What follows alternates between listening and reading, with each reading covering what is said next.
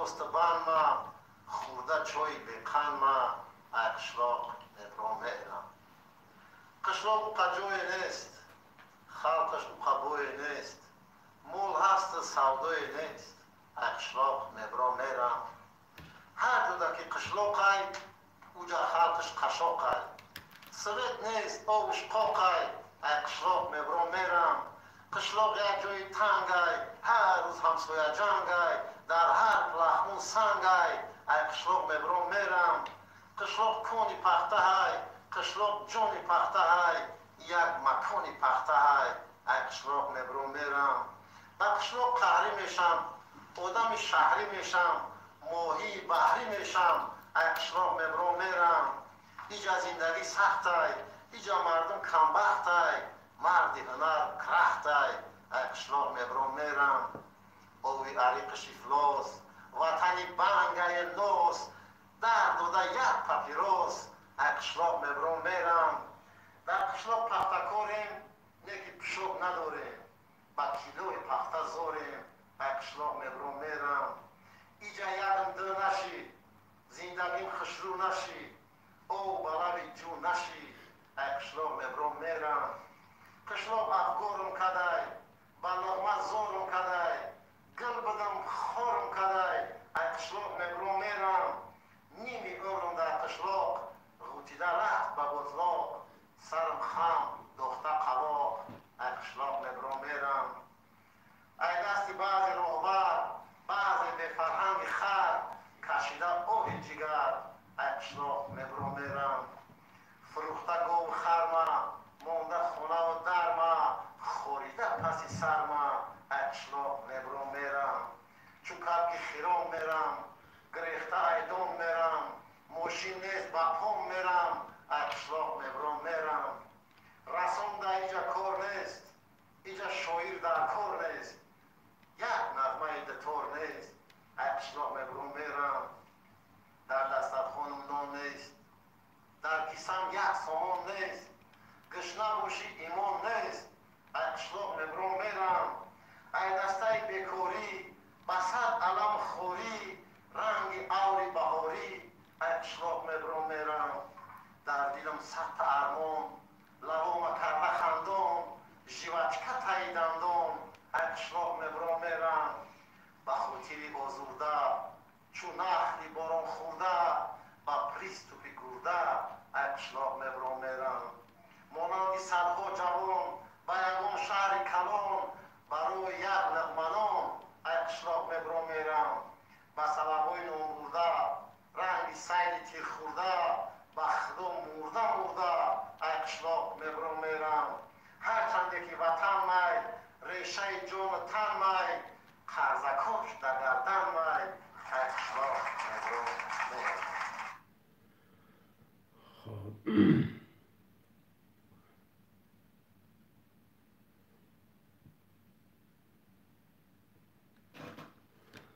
سلام علیکم و رحمت الله. صدای ما خوبه هموطنان و دوستان عزیز؟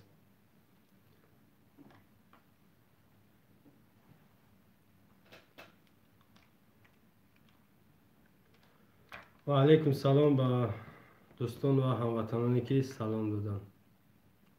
خب شروع میکنیم. یعنی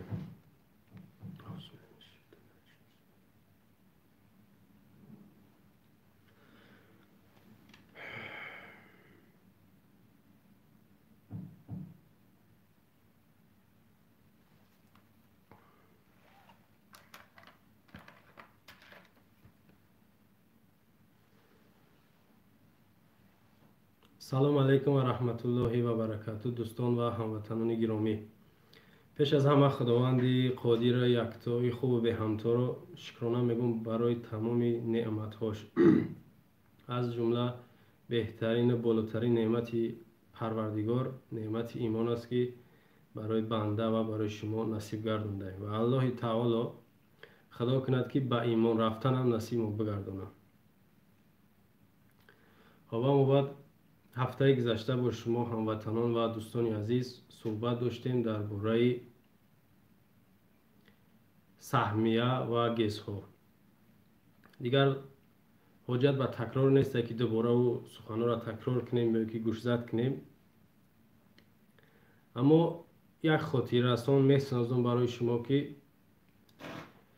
مسئله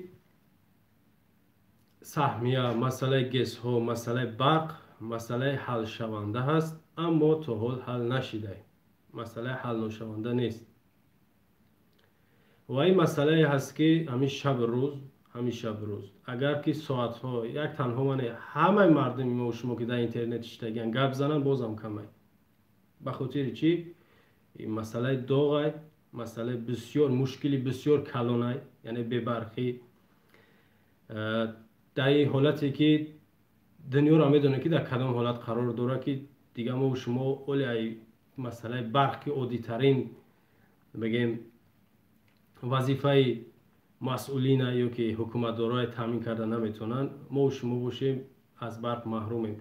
و شعری که در اولی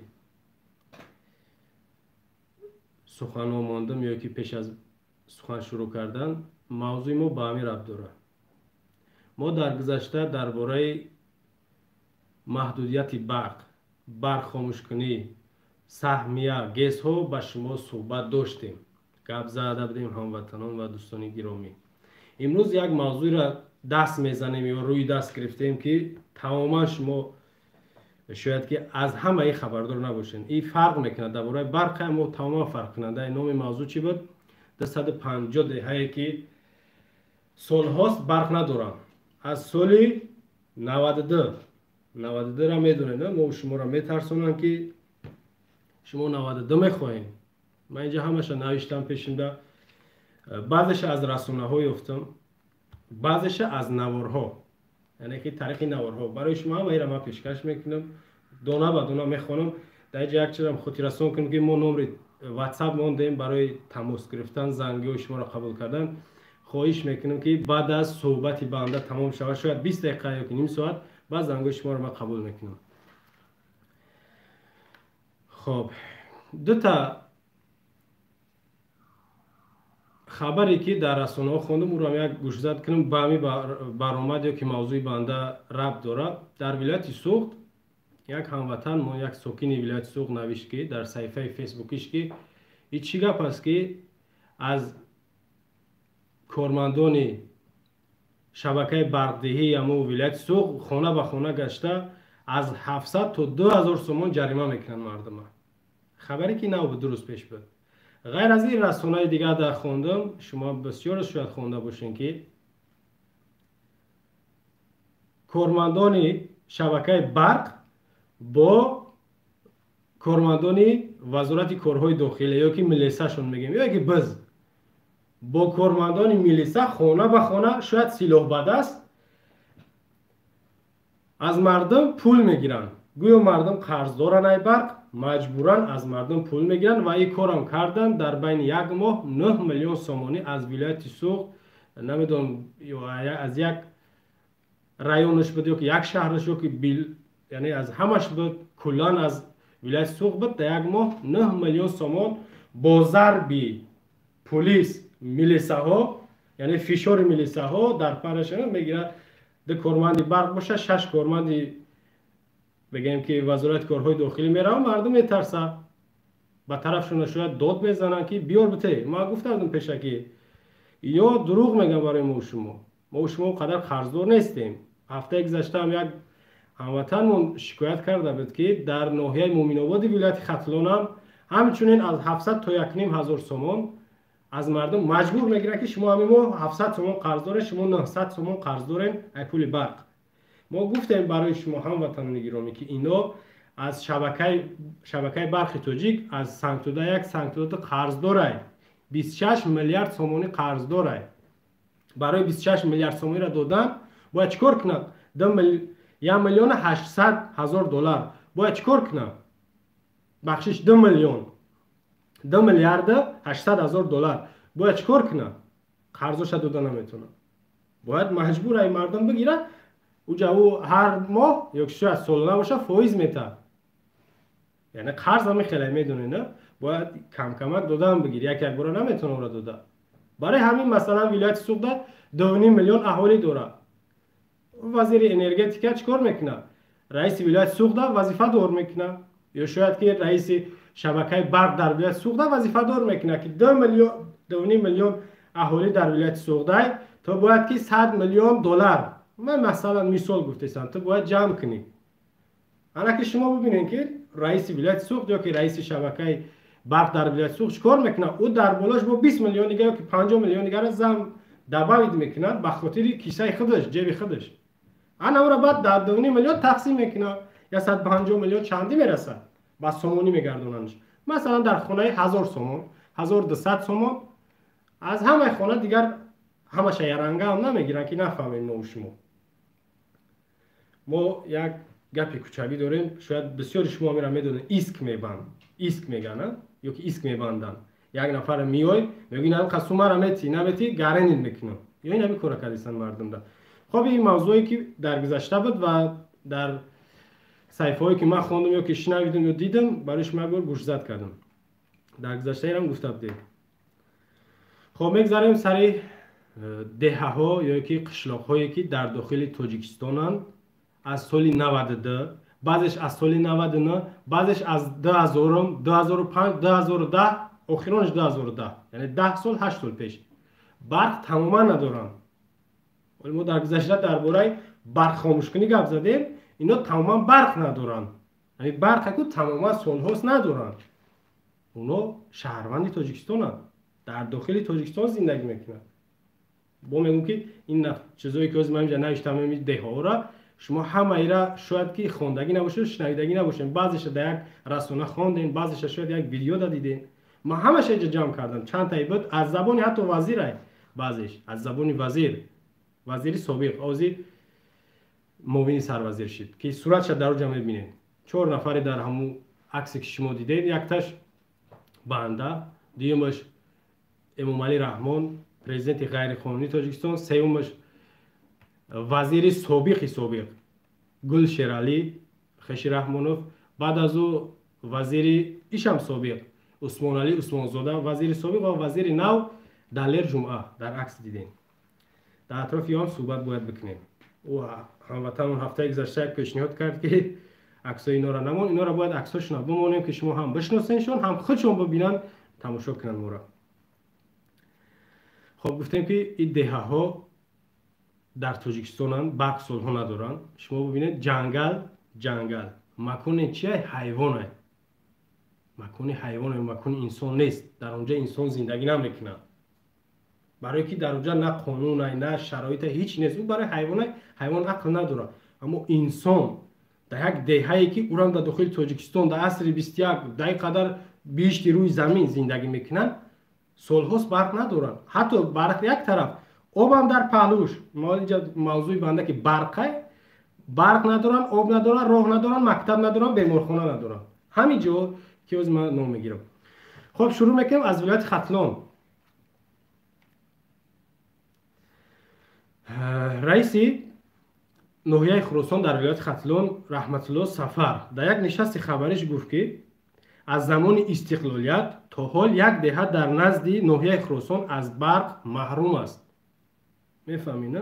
از زمان استقلالیت 28 سال ایران با یکی از فعالا، یکی از شخصانی باورینا که امام علی در نشست خبریش میگه 7 مارس 2020 اینجا نوشتم، 7 مارس 2020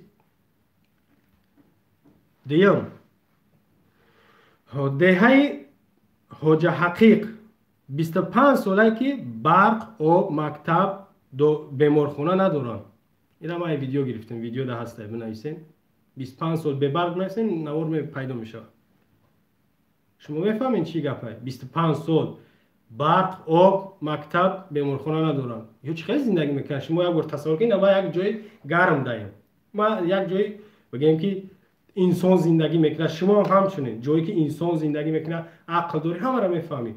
تصور کنید که 25 سال یا ما یک چی داریم میدونه نه ایندکس میگن، چی میگنش در جنگل یک نمود انسان هم زندگی میکنه.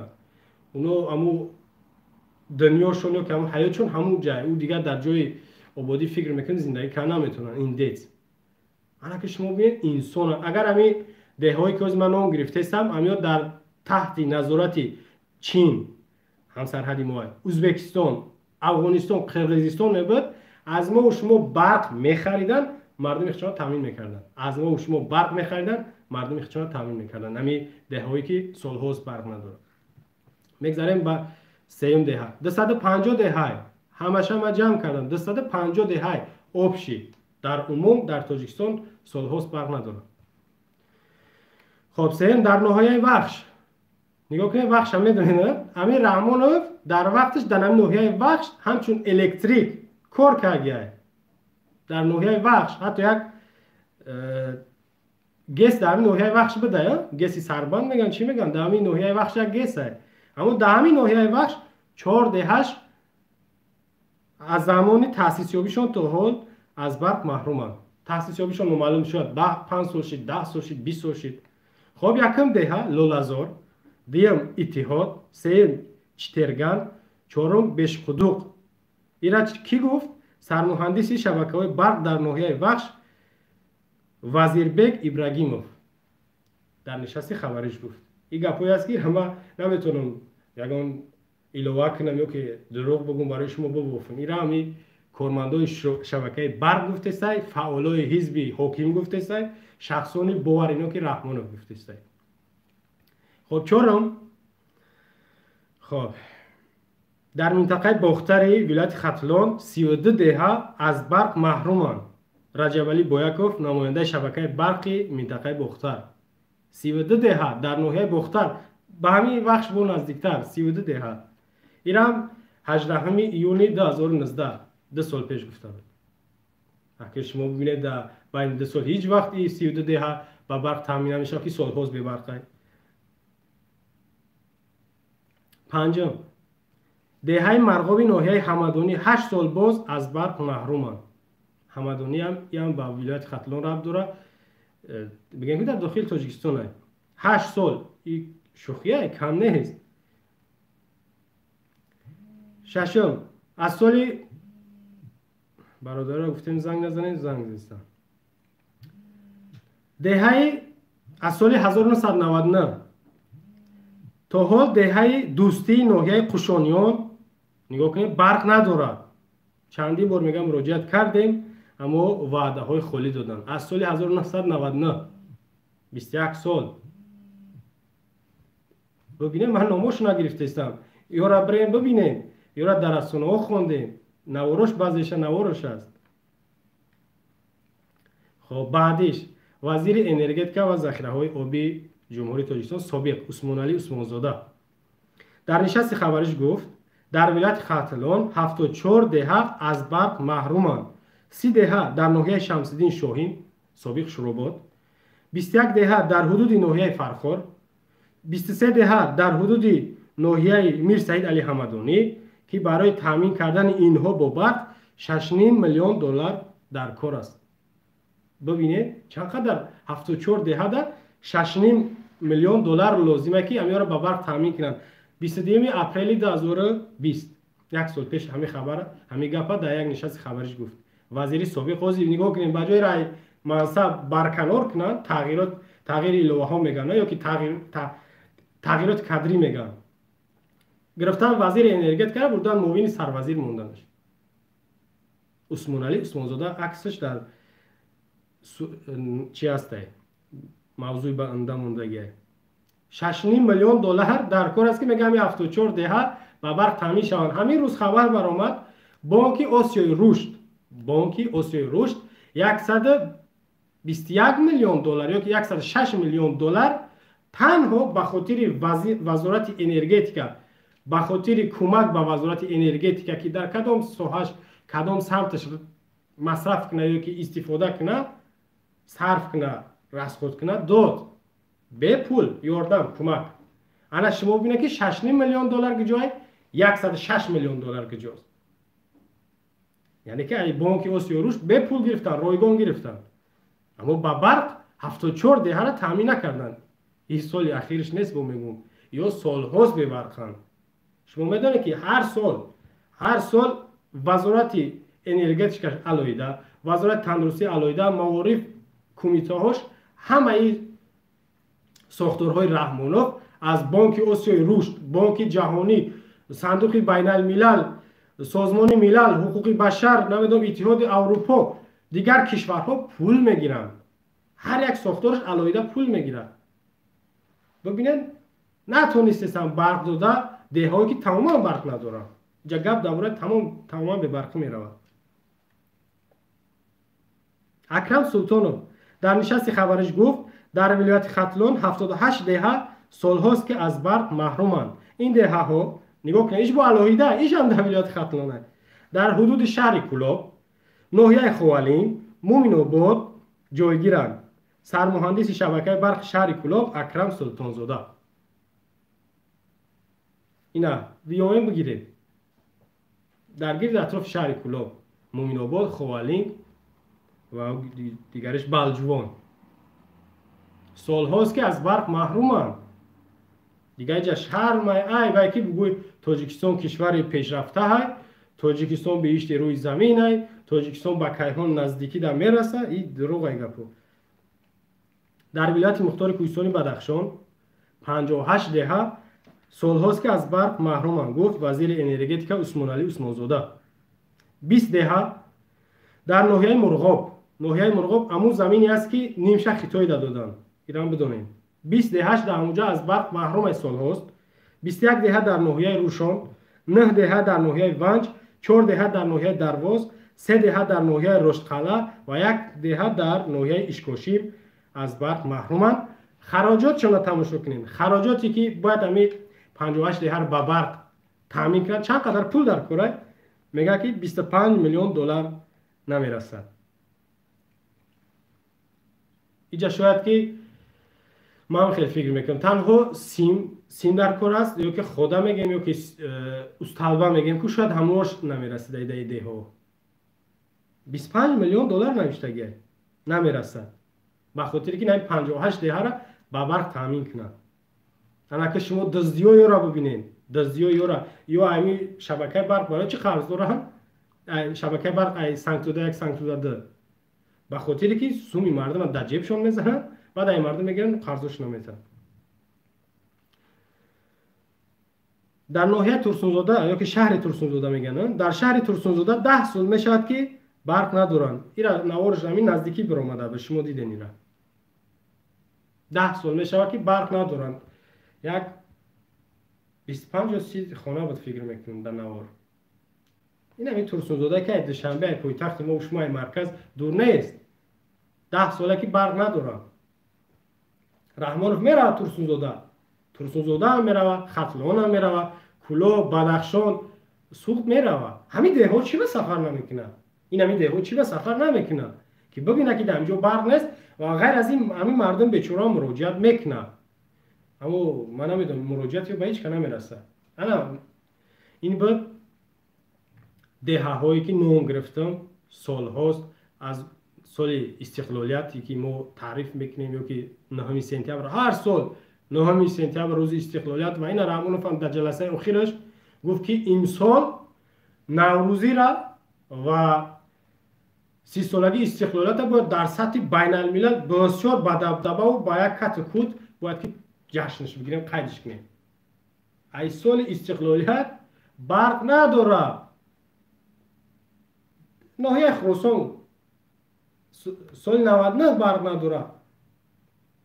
همین خیلی 20 تا 30 تا دههش بود که جا نماش وقتی گفتم. در عموم 250 دهه. نگاه کنین وزیر پیشینه وزیر انرژتیک و ذخیره های آبی پیشتر گل شیرالی بود از 2006 تا 2013 قدای پرزیدنت قدای رحمانوف بود. پسرش در مسکو سفیر بود یک زمان. چیکار کرد؟ هیچ کار نکرد. او را گرفت 2013 ماه نوامبر آورد عثمان علی عثمانزاده را مون 2013 7 سالگی ایش 2020 این ماه نوامبر بود. همین یک ماه پیش قریب 2 ماه پیش عثمان علی عثمانزاده را گرفت. 7 سال ایستاد هیچ کار نکرد. یگان دهه همین که ما ذکر کردیم همین یگان تاش نگاه کنین 2 وزیر 7 سالی ایستادن یک دهه همین با برق تامین نشده.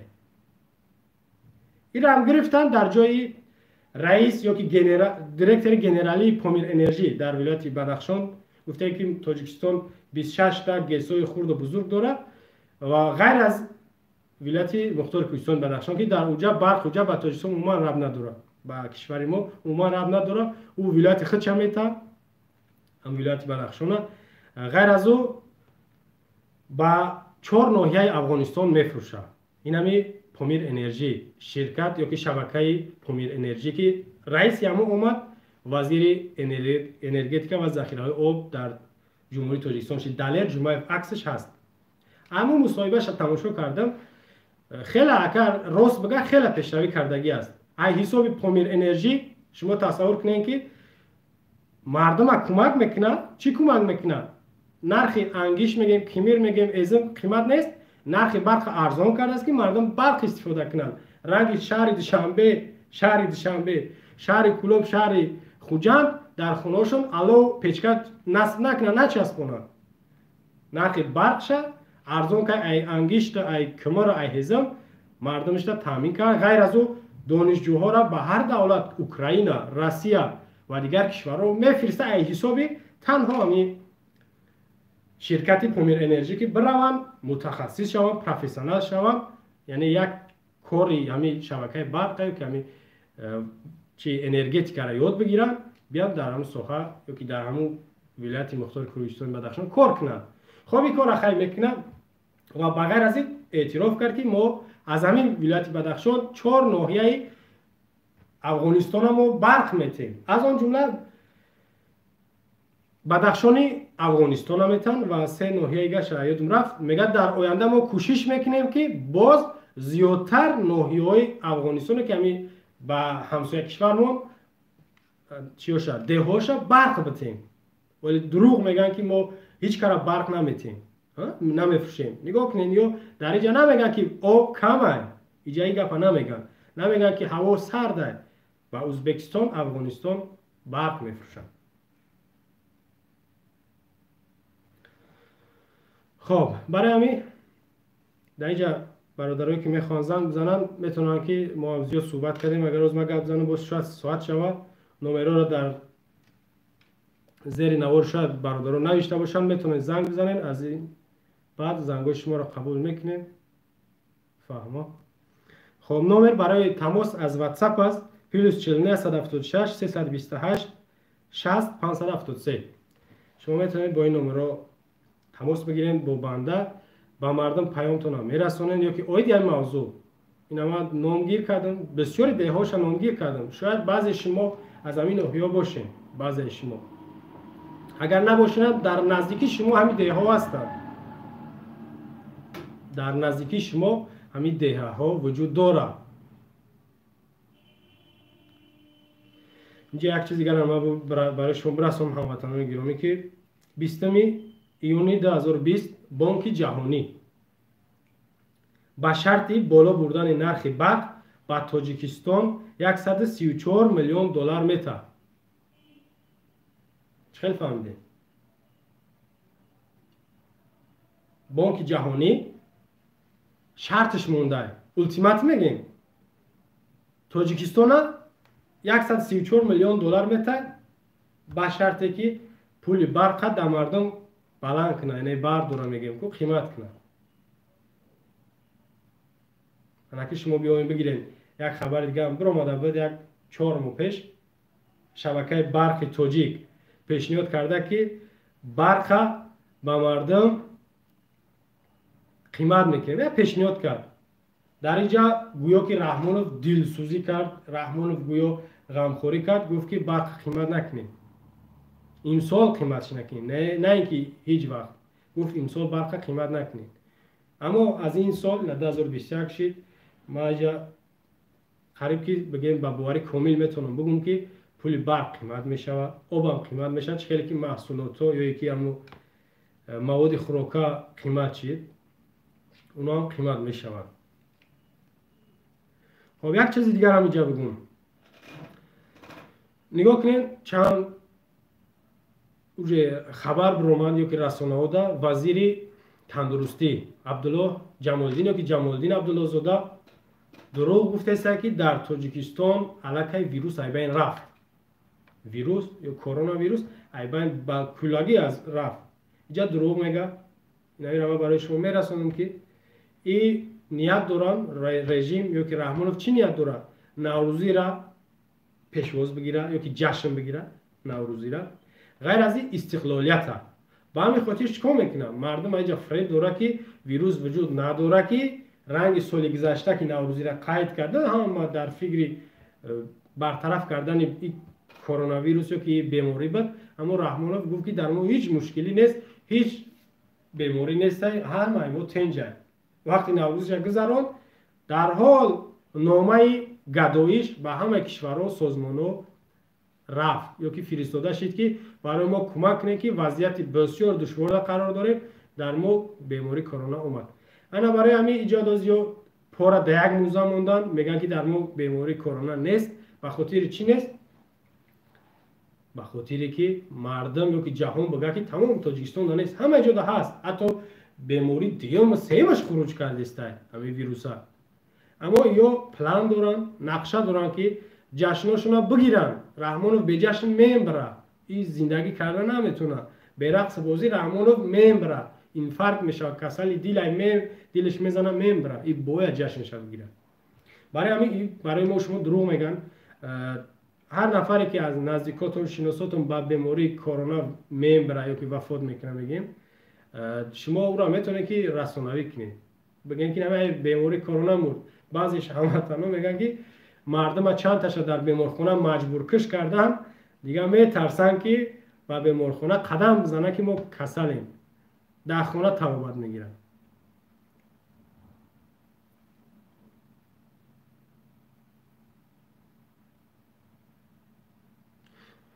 خب برای همین موضوع بنده درباره بیماری کرونا ویروس بود، یعنی اخیر یک گوشزد کردم و در عموم موضوع اساسی درباره 250 دهه‌ای که برق نداشتن و سالهاست که برق ندارن. از تاجیکستان یک نفر زنگ میزنه کوی را قبول کنیم.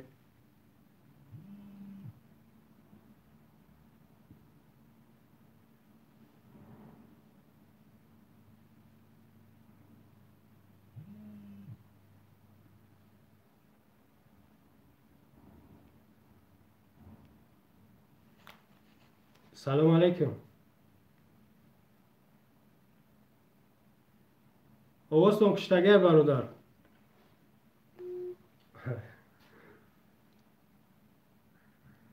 کن بشو از سنجید ما.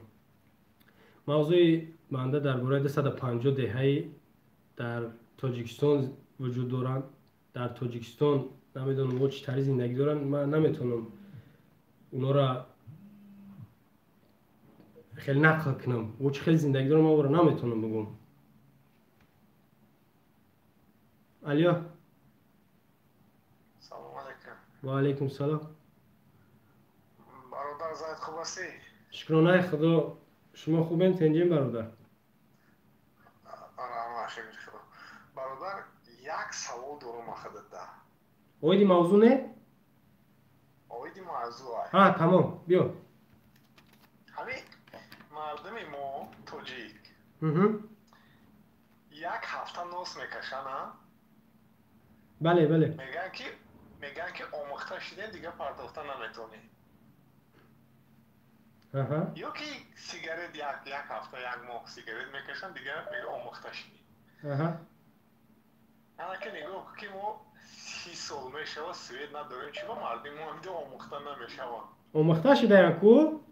آموخته شدن من گذشته دا گفتم برادر که همین شیشتگی توی یا که اگه خرسنده که هم که شیشتنی عادی باشه برق خاموش میشه خود دیگه در فکر تم نمیکنه این برق چی بکشتن دیگه کشورها در خیلی نیسته. اینا خود با فکر در خارجه ای برادر میدونی که دیگه کشور در وقتی برق هم میکشن یک روز پیش اگر بکشن اعلان میگه که فردا از ساعت 10 میسال تا 12 برق 2 ساعت به سببای نمیدونم تعمیر باشه که اگه تکنیکی برق شما خاموش کرده میشه از شما عذر میپرسیم. در تاجیکستان اتوماتیک اوج در ذهنی مردم همین را جو کردن سر بگم میکشن هیچ کم نمیپرسن هیچ که بخشش هم نمیپرسن پروا هیچ کم ندارم. بله تو سمت رئیس این من پیشتر گفتم که در ولایت سوخت با فیلم گوش کردی برادر، در ولایت سوخت کارمندان شبکه برق یا کم چیش میگیم سومچینک همونا با ملیسه ها کارمندان وزارت کارهای داخلی ای مردم پول میگن چی من داره گپ بازوری شما شنیدین ما شنیدگی نیستیم که چی بعد با همین ملیسه ها خانه وزیر خانه پرزیدنت بچه‌هاش داماداش خش تبارش نمیرین همونا در خانه‌شون اوچوچیک ندارن همون یگان تا همون چوچیک نداره. باز من میگم که در خونه رحمانوف او چوچیک زدگی یا که او چوچیک داره یگان تا شما باور نمیکنین. برای چی؟ میگن او پرزیدنت پیشوا رئیس جمهور خسرو دانو بازه خیلی سومی برق بتا اگر نباید او پول برق او گاز نداره نه تمام این پولا را باید بتا در خونهش اونم موافق یک سرقانونی که خودش چند بار ایوازش کرده تغییرش داد باید که در نزد قانون برابر باشه مانند ما و شما باید اون پول برق بتا. خب بفرمایید برادر من گپ زنم باز زیاد گپ میزنم. اکی خلاکی در تاجیکستانی بویوخ شنا کمبغلو جیدو کردیسیانده. بله پول برق کمبغلا میتن بویو نمیتن. همه چی را باید کمبغل کنه. این روز بود در رادیو زودی اگر دیده باشی پیشنهاد کردن که کسی که خدمت نمیروه مقصد پول بسپره خدمت نره بو که خوزم به همه هم که بوی خدمت نکرده سای اما وقتا بو کمبغل سیرو بو پول دوده نمیتونه بو خدمت میروه بو بوی خشم میخره. یا ای مردم به هر راه باید که پول بگیرن. ایجاد قرضدار شید تاجیکستان هم قرض داخله داره هم خارجه برادر عزیز. داخلش گفتیم که 2.5 میلیارد دلار شوخی نیست 2.5 میلیارد دلار خارجش 3 میلیارد 800 میلیون دلار این کم نیست. این باید که پول به هر راه بگیرن. یک روزی بون نبیره و بیره و چبیره و سگیرش بو کلان شده سیان حالی اصوصا با فکر همه سری هر وظیفه فروشک شدن وظیفه فروشک شدن اون نبیروش وظیفه فروشک نسل نوراس شولی بو کلان شدن گیرن اصوصا حالی همون برن پشتی خونه هر یک کسی کتی زنش هم خوبا میشه اول پولش بگیریم برم خوبا شما میگن فهمم. خب محل برادر دیگر برادر را زنگوش نقبول کنیم.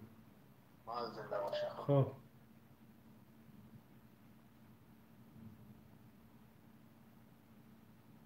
الو سلام علیکم. سلام علیکم. و علیکم سلام. بفرمایید برادر در پخش مستقیم. سلامتی چکله اکنسوی خوبی؟ شکرانه خدا. دواره همیش سوید جواب بسیارتا؟ بله دواره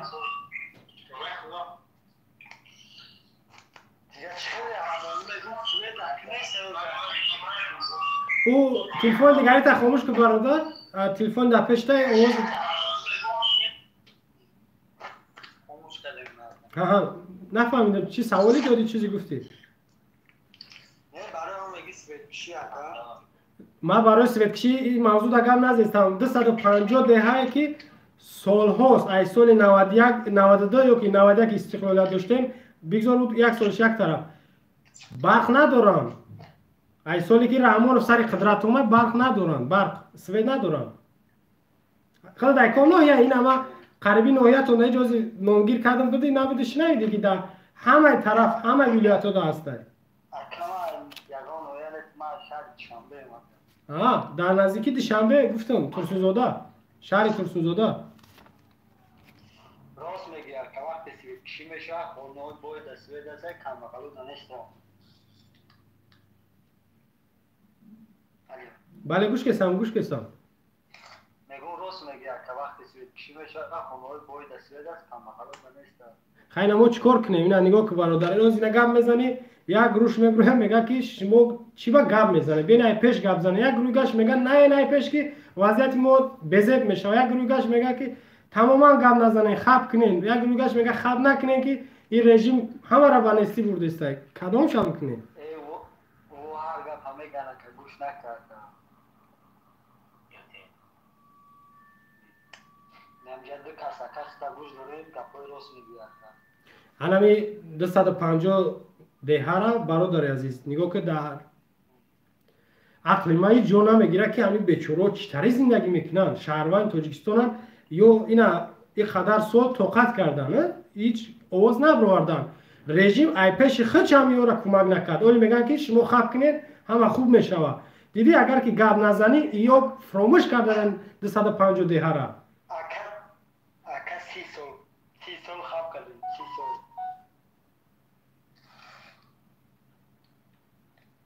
30 سال خواب کردیم اگر نمکه خیلی نمیشه بله آخرا یگان چی گفتنی هستی برادر نباشی دیگر برادر را گوش کنیم استعفا اکا رحمونو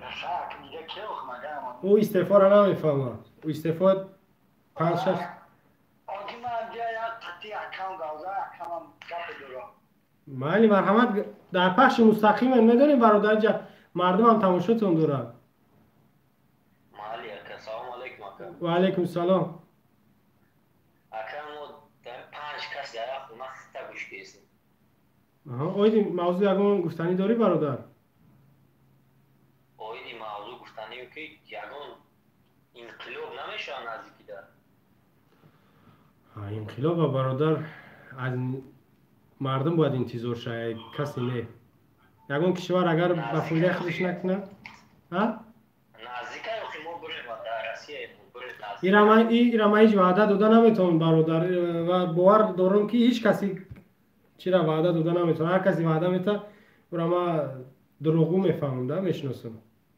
انقلاب روز نداره یا 15 سال در همون دویه واسه کلام شدگیم یگان بار سویت دیدگیم دست پنو ساعت 12 شب میدودن سهر میکشتن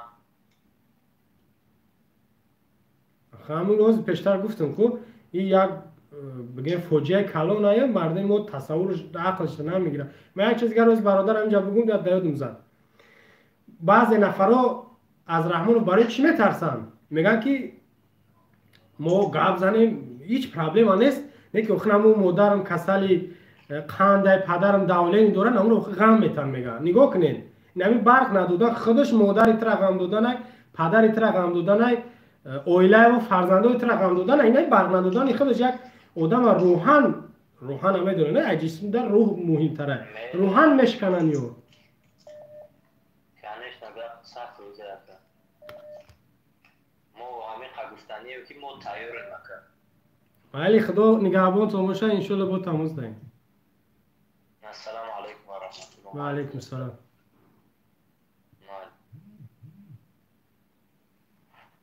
علیکم سلام علیکم و علیکم السلام برادر در پخش مستقیمی مرحمت گپ زنیم اویدی موضوع که من تماشا داشتم همین یک چی بگم برای مخلوق من همین مردم تاجیک من حیران نه بخدا همین فقط داشتنم فقط یک شما دا چی در کنه و قراتشون بخشون میگرده گپ آدم سخت میرسه که وقتی که ایدستشون هیچی نمیه اوجیز میمونن ضعیفن بعد اقرات میکنن ما را نغز نمیبینن نمیشه که بگن ای رحمت گپ نیست ما هم ای گپایت روزی نه که ما او را نمیگم شما را میگم بسیار بلاگر با خدا همین خود با خودتون جنگ کردن این مقصد تو اونا را یک طرفون دیگه وقتی ما با اون نیسته برادر اویدی موضوع هم گفتنی داری؟ اوید موضوع کچون بس کنه این چیگه پای با خدا یا ای با این میگن ای خیلن بو خیلن میدان در یعنی زور در میدان نشان میدیه ای هر پونج نه 250 دهه برق نداره میدونی امیره برادر گوش کردی 250 دهه در تاجیکستان 250 دهه 20 ساله 30 سال میشه قریب برق ندارن تماشا کردی گوش کردی نامگیر کردن بعد یعنی چیکار شو کنین ایده ستمه اکا برای اردم که ایده ستمه مثال پیش خیال جوزه خطی و خیامی کمارلو خطا ای 4-5 بلوگر تیپ اکوزوان باید نشان بدن خلقا چیز کنن باید در پاکستان بو جان کنن خب کنین برق شو میتن 30 سال پسانه نه اگر ایده ستمه اکا برای اردم که ایده ستمه چی دار پر انسان خب به من نفهمیدم نشناختمت. همین امروز خبر داد خون با فکر که اهلی چی نیستی، قلمی که اهلی نویسنده و خواننده نیستی. همین امروز بانک آسیای رشد 106 میلیون دلار به وزارت انرژتیکا داد. 106 میلیون دلار. اینا 106 میلیون دلار در دست وزیره در وزارت انرژتیکا. در همین 58 دهه مختار کوهستانی بدخشان 6 میلیارد 25,000 دلار در کاره برای که سیمشون بکشن استالبهشون تیار کنن. پول در دست یوای ما چه برام کمکشون کنم به تن پولا ما برام یک ساله نمی پولی که تنها در وزارت انرژتیکا میاد ما رابطه ما در بین 5 سال تمام نمی 250 دهه را برق تامین کردم میتونم. یک ساله کمکی تنها به وزارت انرژتیکا می اومدگی را دیگر وای زکات عربا میگیرن، ای شیخ ها صدقه میگیرن، ای سازمان ها و بانک ها و دیگر کشور اوش یک طرف است. تنها میلیون ها دلاری که به وزارت انرژتیکا به خاطر اینمی ما مردم ما دههاش اینمی دهها را برای چی برق نمیتن؟ به خاطری که رسم صورتش نمیگیرن میبرن میگن که اینمی دهه 20 ساله برق نداره. اینمی دا باید که 5 میلیون دلار در کار ما دا بتیم ما بریم برق دمی دهه تامین کنیم که برسونیم. میگیرن در جیبشون میزنن. با چیکار کنیم؟ اگه یه سوال دیگه پرسم، کجا تو میدونه که دست کلامی ده همه کپور و مال چی در کاره گپای دروغ مثلا فقط گپای دروغ گام میزنه فقط معلوم میشه که اگر پول در کجاه در قدر راه پول در قدر راه در کجاه اینا بگذار که در کیسه وزیر نبود در کیسه امامالی نبود در قدر راه پرتفتن سوما تو بگو از تو مرا گفته که در جیبی و نیست در کجای پول بگو مرا در قدر راه نبوده در چی جیبی و نبوده پول بودن در بالا مردم چوچاله میگن پوشیدن. اگه گفتنی همون پول همین فقط حکومت انگار گرفتن تمام در خلق نمیتیان نه آخی این پولی برای خلق نیست. وز تو گفت مرا گوش کرده است برای وزارت انرژتیکا دادن برای سوید در مردم استالبای ویرونه در کدام ناحیه استالبات پوسیدگی 20 ساله خود میره درخت یه جو میزنی میاره بخته استالبا میکنی یعنی انا میرم یا میرم دروغ میگن که در مثال میگن در شهر کلاب 500 تا استالبای کورنوشای ما 20 ساله که و علیش کردگی نیستن. انا ورا میگم ما باید علیش کنیم برای همین 100,000 دلار در کورای فرید میکنن. وقتی میان میگیرن تا وقتی استالبات شهر کلابی استالبات کجله شده چپا میشه در شمال برف در چپا میشه میره یه درخت میزنی میاری در اونجا راست میمونی یا که سیما در تنک دیوال تو یا میخچه دمیچکی ترش دیدم یا میخچه دمیچکی همون قطعی برق رفته است شکرانه میکنه که ای بد نشه. پول برای اون جدا شدگیه نه که رسخود نمیشه. چیکار کنیم؟ ای نگاه تو باید چیکار کنیم؟ شکرانه کنیم؟ خیلی مثال ما همین یک بچه همین کلوبی بچه را دیدم نه مثال همین نمیتونن برون دیگه ملاقات رو زنده کنن هم خیلی دوست مثال ای خفون بودن دادن اشتای که مردی در میدان نشان دیم در میدان نشان نمیدیم تو مرد نیستی الحمدلله ما مرد کو امی کاری مرا تو بکن امی کار مرا بکن ما بگم که تو بهترین مرد تو بده میتونی امی کار کردن چون میکنم پرابلم کنم در پدر مادر منه انا گپ سری انا میدن تو باز اگر یه سوال دیگه بتم پول زد خود میزنی اگر تا اسلام با خبر میبودی تو این گپ نمیگفتی اول بگم که مسلمان هستی با تلخت میکفه که تو کی مرا میگم مسلمان هستم. مسلمان یکم چیکار میکنه دغه برادرش هست یا نیست؟ هموطنای ما و شما الحمدلله ما مسلمان هموطنای ما و شما نیستن همیو اوخی نمیده 150 این همون همسایه تا که مثال گشنه های یا که در نزدیکی تای برق نداره هموطن ما و شما برادرش باید بخونه یا که نه یا که در کار نیست ما برق داریم دیگرش پناش بخدا بخونه اکا یکمش آدم خود زوست ای کدام آدم؟ برق نداره چی نداره همو جورا بو فروشه همو جوی برق داره برا برقی توی بفروشش نه؟ مثال انا هموای مردمان مثال برق نداره همه جای زمین شبو فروشه کم تر همه مثال خب چیز برو جای برقدار برو و خب این نگاه تو چیکار کنن امو زمیناشون بفروشن با کی بفروشن یا آدم میگم یا هم به بر زندگی کننه مثال تو میخری هم خیلی نوحیه را هم خیلی ده را خونه را میخری مثال خریدون هست این همی تو دیگر نیست نمی تو شاید که 20 ساله باشین از زن گرفتی کودک داری برام نوحیه در زندگی که اما برق نداره میره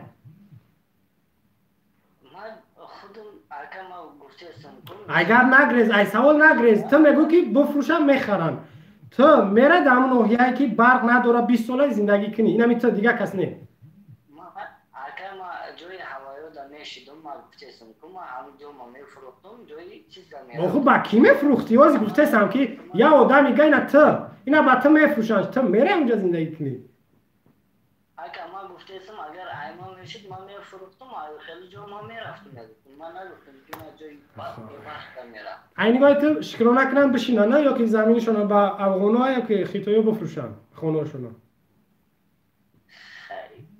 مثال کی دا بفروشه وای دا کاکای رد میدن مثال فروخت بته خب فهمو ماته گپ زدن حیفه سلامت باشی خیلی آدمو قد چی بگوی الو سلام علیکم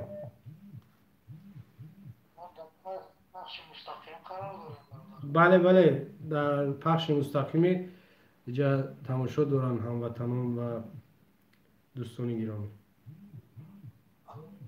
ما هموطنان سلام علیک خدا میرسانم خداوند موجود سندیه بینم دیگه میشم یه اینجا برو آمده بیا خود گفت زدیسته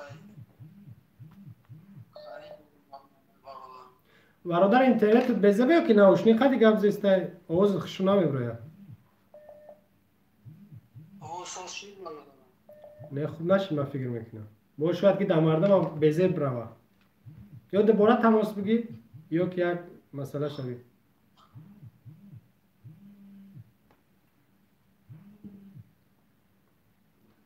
الو سلام علیکم و علیکم سلام سوزی برادر خوبی انشاءالله که امیدوارم خوب باشه شکرانه خدا خوب متنج مرحمت برادر آیدی موضوع 250 دهه در تاجیکستان 20 سال 30 سال میشه که برق ندارن این نگاه تو چیکار کنی؟ از موضوع برو خبر هستم اول میخواستم که همین برادری که قبل از ما صحبت کرد اینو همین کوچه این ادب حتی همون نمیدونه که همون همسایش چی حال داره همون رایون شد بله هم که گفتمش نمیفهمه بیچاره نمیفهمه اون را دیگه چیش میگوی آیدی موضوع برادر یک مختصرا صحبت میکردی امروز تصمیم دارم که بسیار خلاصه بگیریم یعنی برنامه را با آخر برسونیم زیاد زنگ میشه و میدونم زیادی بعدم خسته کننده نباشه یعنی مختصر امروز جنبه بندیش میکنیم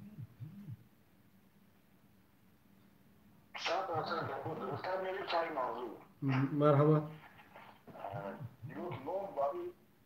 ما طولی قریب 30 سال شد نمی مشکلی برق داریم هر سال مشکلی برق این قایی که پولایی که جدو میشوند این قایی که سهم میگذارند این خیلی میکنن و خیلی میکنن همه پولا را اگر در یک برای برق خیلی میشد اینترنت بزه بر برادر الو کنده کنده بله مرحبا کنده آمد بله سوزه مرحمت تکرار میکنم ما در طول 30 سال مشکلی برق داریم خیلی مشکلی داریم که برق باور کنیم برق با یک مشکلی برق بوده که یکی هم مشکلی روزانه بودن هست بله در طول 30 سال چند قدر پول جدا کردن چند قدر پروژه ها کشیدن چند قدر جان کندن آدم‌ها چند آدم‌ها را بودن زندانی هم کردن ای پشتی هم پروژه‌های برق دارو مسئله اساسیش مشکل پرابلم اساسیش دزدیه بله گفتم که پشتک بله دزدی میکنن خودشون میکنن این کارا بعد مسئله دوم دروغگویی مردم اون مردم با برق خوب تامین نمیکنن بله مسئله سوم اگر شما دلیل داشته باشین همین 7 سال 8 سال پیش یک پروژه کلان بود کاسا هزار درک ندارم ای راستیگه کاسا هزار یک خط هست که ببین همین تاجیکستان افغانستان پاکستان ترکمنستان 4 دولت این را بدانم و خواندم بله اگر که نگاه کنی که در آخر همین پروژه تاجیکستان اومدن ای بازی چیکار کردن بیرونش کردن برای که به انصافانه دزدن آخر به نهایت دزدن همون خارجی ها فهمیدن که حکومت تماما دزده و یکون قطعی دودگیری کردن نمیشود بله بازی بیرونش کردن بعد نگاه کنم یک 10 سال 15 سال پیش اگر دلیل داشته باشیم همین گیسای خورد و بزرگ در تاجیکستان خیلی همین ساخته شده خیلی زیاد 26 تای 26 تای بله 26 تا کشور یاپونیا ای دیگر جا اومدن سهمیه گذاشتن همونجا بگیم پول گذاروندن اینوستی رو وارد کردن همون پولایی که اومدن در همونجا خیلی پولای کلان بود همون پولا را نگاه که چه فوکس کردن یا چه شطوری کردن این هم مثال این همینجا باید گیس ساخته شود خب بله برای اون جایی که باید گیس ساخته شود مثال میگم 25000 دلار صرف میشود این دزدای ما چیکار کردن مثلا که نه اونجا بلندی بدای ما باید پایین‌تر داریم آوردن در 10000 مثال میگم در 10000 اون گیس ساختن 15000 شد در کیسهشون اگه این بدگی هست کارشناسایی که همون آمده بودن ای خارج گفتن که این آدم‌ها در اینجا این گیس جاشون بالا ای پایین نیست ساخته نمیشه ولی همون گیس‌ها همش یکون تشکر نمیکنن میدونی نمیدن نه خبر نداره یرا باید تعریف نینوخی شما همین بگم که همین یک 4 سال 5 سال همین گیسوزی و خورد همین گیسوزی و خورد خیلی زیاد ساخته شد همون یکون تشکر نمیکنن بعد همین کارشناسای همین انرژتیکی تاجیکستان آوازی من خوبی هایشون بله بله گپ زد برادر بعد خواستن که همین الٹرناتیوی برق تعریف کنن موج همین چیزی بود از شمال لویه را کشیدن پروژه را تصدیق کردن همه چیز گشتن در چیز نمید ناحیه کوهستانی از عینی پنجکین و ناحیه کوهستان در طرف بدخشان یا از همون گیدراوزل شناوری برقای همون اگریگاتور شناوری عینسو میگه همون دریا میگرده یک گیسو خود ساخته بشود یا را حکومت اجازت نداد گفت نه نمیشود خیلی بالا گفتن خیلی کردن او را کروچی حلش کردن نموندن که بسازد بیارن بعد میرید سری روم نگاه کن ای سال همون 2006 7 ای مردم ها مجبور کردن که بریم سهمیه بخریم یک عریضه یک سپراپه اگر همون یک شهادتنامه تولد اگر میرفتی همون رئیس جماعت میگرفتی میپرسید که سهمیه خرید یا نه نمیدود همون شده بله طرز مجبور پول کندن همیه مجبور کردن مردم بیچاره را ای طرف دانشجو رو استودنتو را و همین معلمو را با همون یک چیزی کثافتی یک مزخرف مجبور کردن بخرید در همون پول سهمیه در اون برنامه هم که چیز شرط نیست که من چیز کنم همون پول سهمیه را گرفتم تا سمالوجی بود پریدن بله تبلک بزنم یه را گفتم دیده و برنامه بله پول گرفتم آبلوی کردن بگیم همون گوزی همون گیسی روغون با 4 میلیارد دلار دیگه قرض داره ولی کار سر نکرده با 4 میلیارد قرض داره 500 میلیون دلار گرفت عبدالله قرض شده 2017 جمالدین نورعلیزاده داماد رحمانov با 3 تاجر و بیزنسمن اروپایی 500 میلیون دلار گرفت هر سال 38 میلیون دلاری تنها فایزش میده چی میگن پرسنتش میده غیر از پول 500 میلیون دلار 10 ساله گرفتگیان با حقیقت از زیاد مکنه نگاه که برادر زاید همه ایخیدم اگر نمی 100% هم باوری نداشته باشن همه 70% باوری دو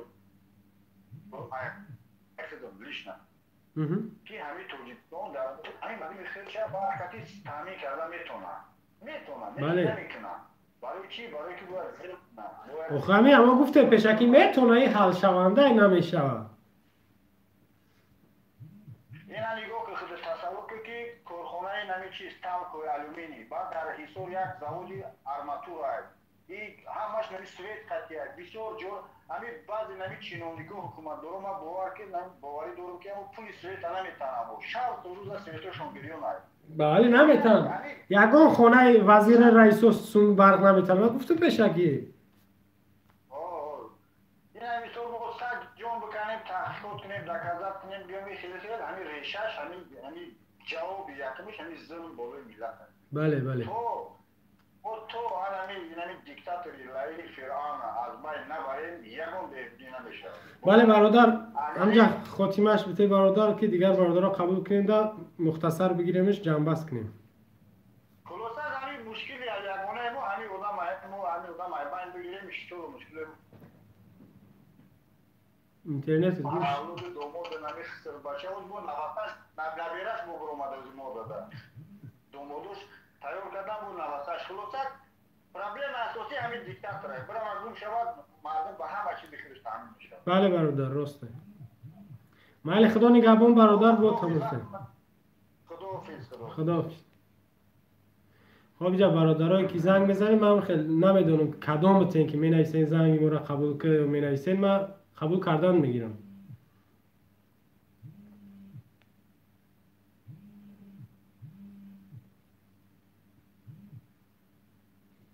الو سلام علیکم و علیکم السلام هم بچه خود میگو در 25 شهر نویه سوید نیسته 25 نه 250 250 کدام کشو خود تو جیشتون اکتر چی خیلی که ما نفهم من پیشکی گپ زدم تماشا نکردی؟ نام با نام گرفتم من برای شما از کدام نوعه من طرف خود بگو موزی هفته گذشته بلند گپ زدم همسویا خفه شد توجیکستان ای کدام نوعه هست مثلا توجیکستان در دهه دورداشت آنم دهه دورداشت من برای تو مثال میارم دهه دورترین توجیکستان که ولایت دورترین ولایت مختار کوهستان بدخشان 58 دههش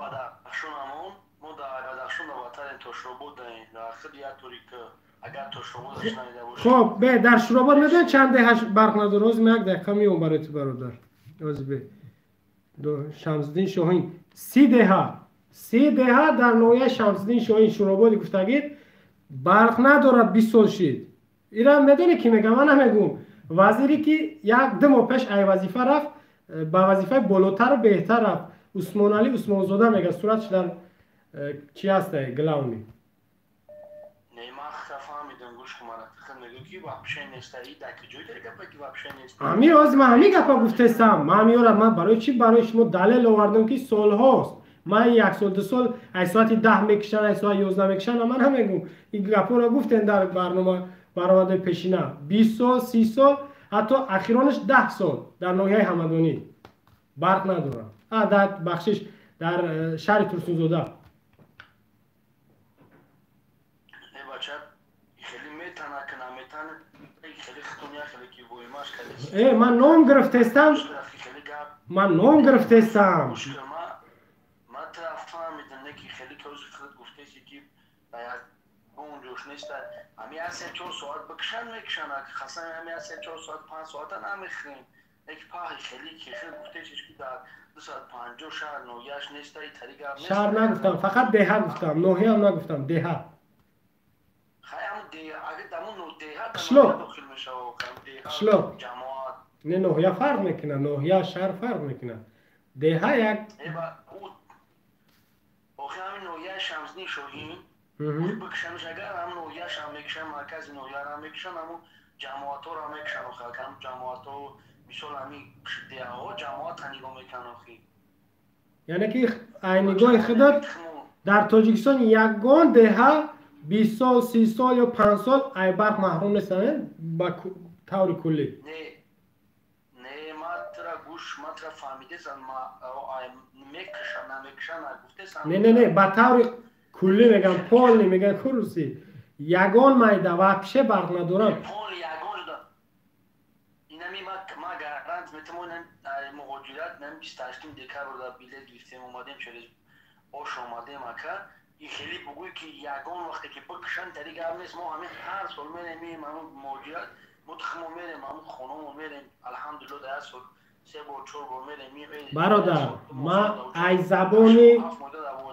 زبانی وزیر گفتم وزیر دروغ میگم ما اگه دروغای وزیر در مردم نقل کردم اگه وزیر گفته وزیر میفهمی کیه؟ آخی ما گوش که برادر همین جنگی که شهروندی شد در تاجیکستان 600 سال ما را عقیب ماند 600 سال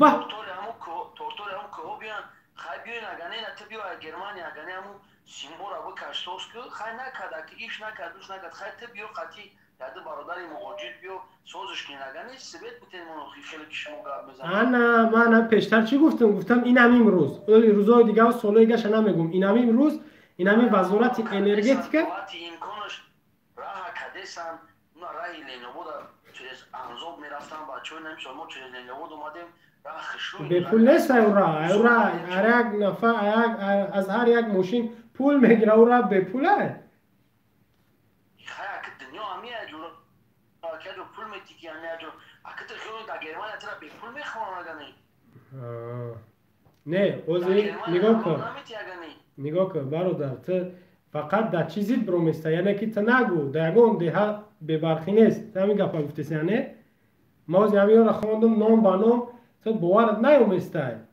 ما چی گفتیستم ما گفتیستم که اونو آدم هم ما را گوش که ما یگان گفت سخت نمیزم نش مورا ما الحمدلله من مسلمانیم ختم برادر توجیکی من توجیکم فایش هم مسلمان هممون ما وقتی که در دون خبر میدونن هر که بخیر جواب میگنه که ما خیلی کرد همین مانتاژ کردم ما تراوز میتونم ما بگیرم ما بگیم برامو فیلم میکنیم ما ترا مانتاژ کنیم دیگه چی دهان جنبیده سن اکترا دیگه چی بگو این طریق هم نیست که در یگان دو تاجیکستان سوئد نباشه ما بسم الله الرحمن الرحیم ندیدم و خیلی برادر به من نام بگیرم در ناحیه بخش نمیسر یکم ناحیه بخش دهه نگاه کن لالازار من نمیدونم دیها در کجای بخشه لالازار اتحاد بخش ما بگم بخش 7 جماعت داره دیها لالازار داره یا که نداره گوش کن دیها لالازار جماعتی مشعل نگاه میکنه مشعلش تاشقاباده لالازارش رای دنگره با دنگره که نیوی اسم سربان لالازارش آنم اونجا تو بره که خیلی 1 ساعت بانده نمیستی 1 ساعت نه که میره همونجا زندگی کسان همونجا چه اوتلا میفروشن پیستا زندگی میکنن نه که دروغ اما سوئد دارن ما گارانت میتونم با کامera میکنم پارتوما که در کوشاوا این گپ زنش میدونه کی گفته این گپ بخونم سرمهندس شبکه برق نویای بخش وزیربک ابراهیموف این پات دروغ گفته بوده این دروغ گفته در رسانه ها گفته نه هر سال در تاجیکستان تو میخونی همین رسانه را ماه مارت میشه که فوریه بازار رفت در سال 2 بار نشستی خبری میشوه نشست خبری هم میدونه میشینه نقل میکنه سوالش میکنم جواب میگه ما یگان تا ما همین شما را کو تماشا نمیکنم که خیلی سگره سیمپاتیش میتوفتی ما خیلی زنگ زدم ما همین لالازار ما رفتگیم همجا اوتلا میفروشم پیستا میفروشم همجا یه مازوره یه مازور میشن دوام میکنن همو لالازار که سوئد داره دروغه که هم بکشن خب لالازار دروغ بیا لالازار دروغ پاتی وزیربک ابراهیم سرمهندس دروغ گفته دیگهش اتحاد در نویای وحش هست هم تا دیگه اتحادش کدام جماعت جماعت شما دو چیزی که در رسانه بود نوشتم ما سنتودا را گشتگیم بیا خراسان گشته نویای خراسان نویای خراسان اکا خراسان یه جایی داره که ما میبرمد خودونی خواه قدیم ایلیچاوس که میبرمد این نویه خراسان میبینه همه ایلیچاوس که میبرمد باور که رخت اگو میکنه برادر خیلی نگین شما بگیم که ده همه جو برق هسته یعنی بگیم ده همه جو برق هسته اینه بیسا که برادر اینه یک از بگه که اینه ما از ترا میگون که در تاجیکستان وابشه سوئد نیست یا که وزیر میگیرن منتجش میکنن و که یکون یا زمانه شدگی که میگیرن چی پیردومان میکنن ای بچه میگو که من نام خطی گرفتستم گپی که این گپی من نیست گپی نمو رئیس شبکه برق وزیر انرژتیکا وزیر برق همو دروغ میگه منتج نیست در گپشو جواب باید بده که نتا اگر همین دهه ها نه نگاه کنم همین دهه ها رئیس شبکه برق свет нест. سرمهندسی شبکه. ҳаму одам айхило наметарса ки пеши мачита якат мачити вақт шами хайда дромадани вақт медрой якат то друни вақт ами пеши мачита саҳна кардан усталба задан ами вақте ки мо рафтем амҷа он ки як ҷаноза шуда амҷа рафтем усталба зесадан свет рӯшноӣ 24 соат ҳамура нагуфт ки дар пеши мачити вақт рӯшноӣ кесан ба чуман ка қорона мезанам مهندسی بخش خاکور در نشست خبری گفت اما نقلش نکرده بیا دیگری شب بگو یا که صحبت نمیکنیم دیگه نه برادر من گپ زدم باشه گپ زدم وزیر انرژتیکا گوش کن وزیر انرژتیکا عثمان علی عثمانزاده آوازی معاون سروزیر شد در نشست خبریش گفت که در ختلان 74 دهه از برق سالهاست که محرومند 30 دهه در ناحیه شمس‌الدین شاهین گفتگی 21 دهه در حدود ناحیه فرخار 23 دهه در حدود ناحیه میر سعید علی حمدانی برای تامین کردن همین دهه ها 74 دهه 6.5 میلیون دلار در کره 22 اپریل 2020 همین گپ گفت چخیل بفهمم همین گپ دروغ بود وزیر گفته گپ من نگفتم اون نشست خبری در میگه که نمیگه یک خط سوید نیست تو پاچا گوشکی خیلی یگان رو تلگرام نیست که یک خط سوید نیست خیلی میگه بیا یک چیز نشون بده اینا گوش که ما گوش کرد که سبت گارینی نمیگه گارین نیست گفتم که پول میگیرن 4 ماه که قطعی چرا پول نمیگیرن اگر اینا دنگره و پولو تا کلو با اسفالت چوبا پول نمیگیره هیچ کو میان الان که ماشین تامین تمو همین راسته او گایو گشنه چی گایو گشنه درام خپن و چی دراسته گای نیست او دراسته هست گای قانون راسته فرق میکنه قانون راسته فرق میکنه از به درباره گای جگب نمیروان که ما از بگم تو باید ایزو بکشی گای ما و شما اوپل داره اوپلی همین میدونی که کارمندان بده باید ماشین مخصوص دارن که کبوتر که اگر بده نشته باشه لباسای کبوت داشته باشن یا لباساشون خیلی کبوت هست یگان نکسی اوپل ده هر روز علیش میکنه در روز 2 بار علیش میکنن در پشتی ارچه جوگا میشون تو باید تیز بره بخپن که یگان گناه خطی سون بگیرن در رسی همین کار هسته یا که نه مثال ماشین غیر قانونی خطی لباسای غیر قانونی خطی مردم پول گیرن خب برادر من فکر میکنم خیلی قبول کردن نمیتونی گپای مرا نوبت و دیگر برادرها بودیم گوش که نمایلش ما گپ همراه زنم نگم خفا نمیشم نه که ما همین خیلی نگم که در همین اینا تو در روسیه در تاجیکستان در گرمانیا در جو گناه کردی در درونی قبر میدرو ایتن دیام که جواب گفتم میتونه نه پدر رحمت نه که برادر همون خیلی نه که اینمی تو میگوی خیلی کنه که ما با خدای قسم میگم همین راهی تو کلوب کردن نه که ما باید بگیم که همون کده سام اینا اونا کده اونا نوع شرکتی خیتایی کرده برادر تو در یگان جا دیده که حکومت خود جای پولی خودش بکنه ژاپن میکنه ژاپن هم میدونی کره غیر از او خیتای یک حصهش هم میگیره از کلوب تو طرف دروازه خیتای کرده است این گپور خودیو نگو یا برا خطا چی میکنی در خیتای کرده است که نما فهمیدین مترنا میگیم مقصد ما چیه که ما مقصد موضوع تو سویل برای سویل نه که ما این موضوع بیاریم برو مادیم نه که امیران در نظر بگیرین شما همه استا میشه همش اما او دولتی بقوت نیستیم که ما ریسک بخیزیم همه اورا اوج استاد همین 70% 51% رو اونا میته قرض پاش میته شما اینا نگین که نیمی تاجیکستان خیتای میگیره برای 1 متر زمین در کرگیزستان رازبور بود رفتن دی اونجا تو رفت دیدی که برای 1 متر راه تاجیکستان نمیته اونجا تو فکر نکنی که تاجیکستان نیمی محتوی چه مدافعان برای خیتای میته که این گپاتون نزنید نداده یگون خشه یگون مترش نداده در ناحیه مرغاب 2011 1158 رژیم یعنی ابلیس اومد میگه که 1100 اما 1158 کیلومتر کوادراتی با خیتای داد با رئیس کمیته زمین و گئودزی میگه که خوشبختانه در اون زمینی که ما با خیتای دادیم یگان مثلا سنگای قیمت بها کنهای طلا نبود میگه گپ ابی ای برادر تو مسلمانی الحمدلله تو تحقیق کردن حق نداری امام علی ابلیس شیطان اومده امام علی بانوی خدا قسم نه خش میشوه نه توار من مهاجرم خدا میگم بانوی پروردگار قسم نه که ما خطن حق ندارم که بگم تو فلانی یا تو مرا حق نداری که بگوی تو بیناموسی یا تو دایوسی نی هایی سری گفت تو نگین نه من تو نگفتم، من همون ابلیس امام علی را گفتم. نه من نمیگم، ما بانوی پروردگار برای ما همین قدمو قدمشون نمیکنم، همین شمارانه که ما همین دیدم بچه استراحت کردم تو ما خطیت گپ زدم تحقیر نکی اون کسا برادر و بالای اون نماز خوندگی دو روزه گرفتگی دی خیر کردگی تو وقتی که تحقیر میگی من مسلمان الحمدلله. کی مسلمانه؟ امام علی مسلمانه؟ خیر توبه کردم خدا هاورا مای مادر تاوش دیگه ترا مای مادر منم اوکی نکی تو اون مسلمان نباشه، تو مسلمان باید با زبان یک کس خفا نکنه تو برادر. امام علی خفا میشه اگه گفت ما؟ امام علی اگه گفت ما خفا میشه؟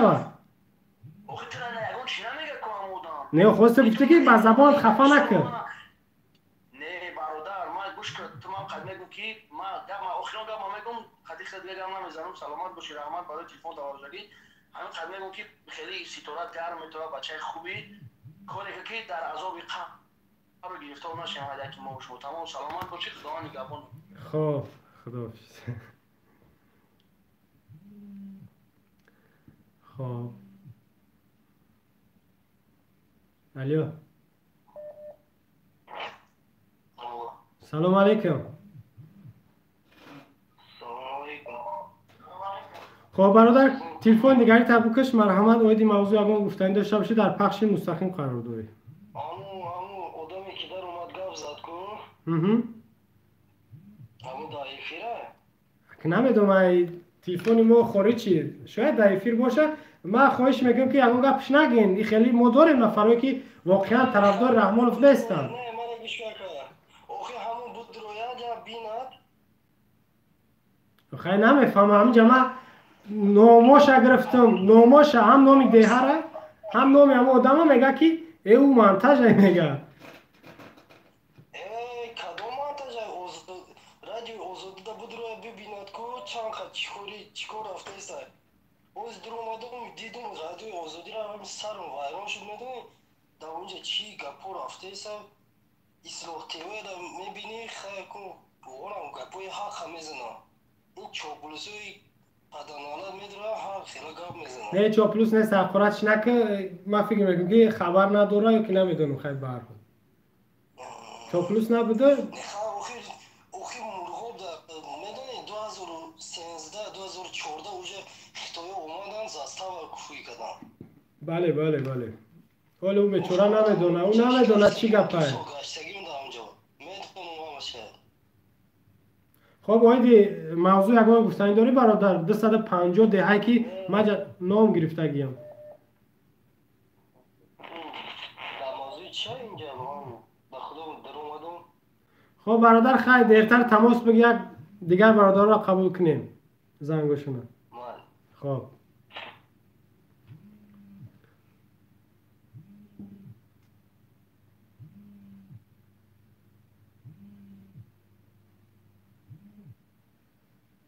الو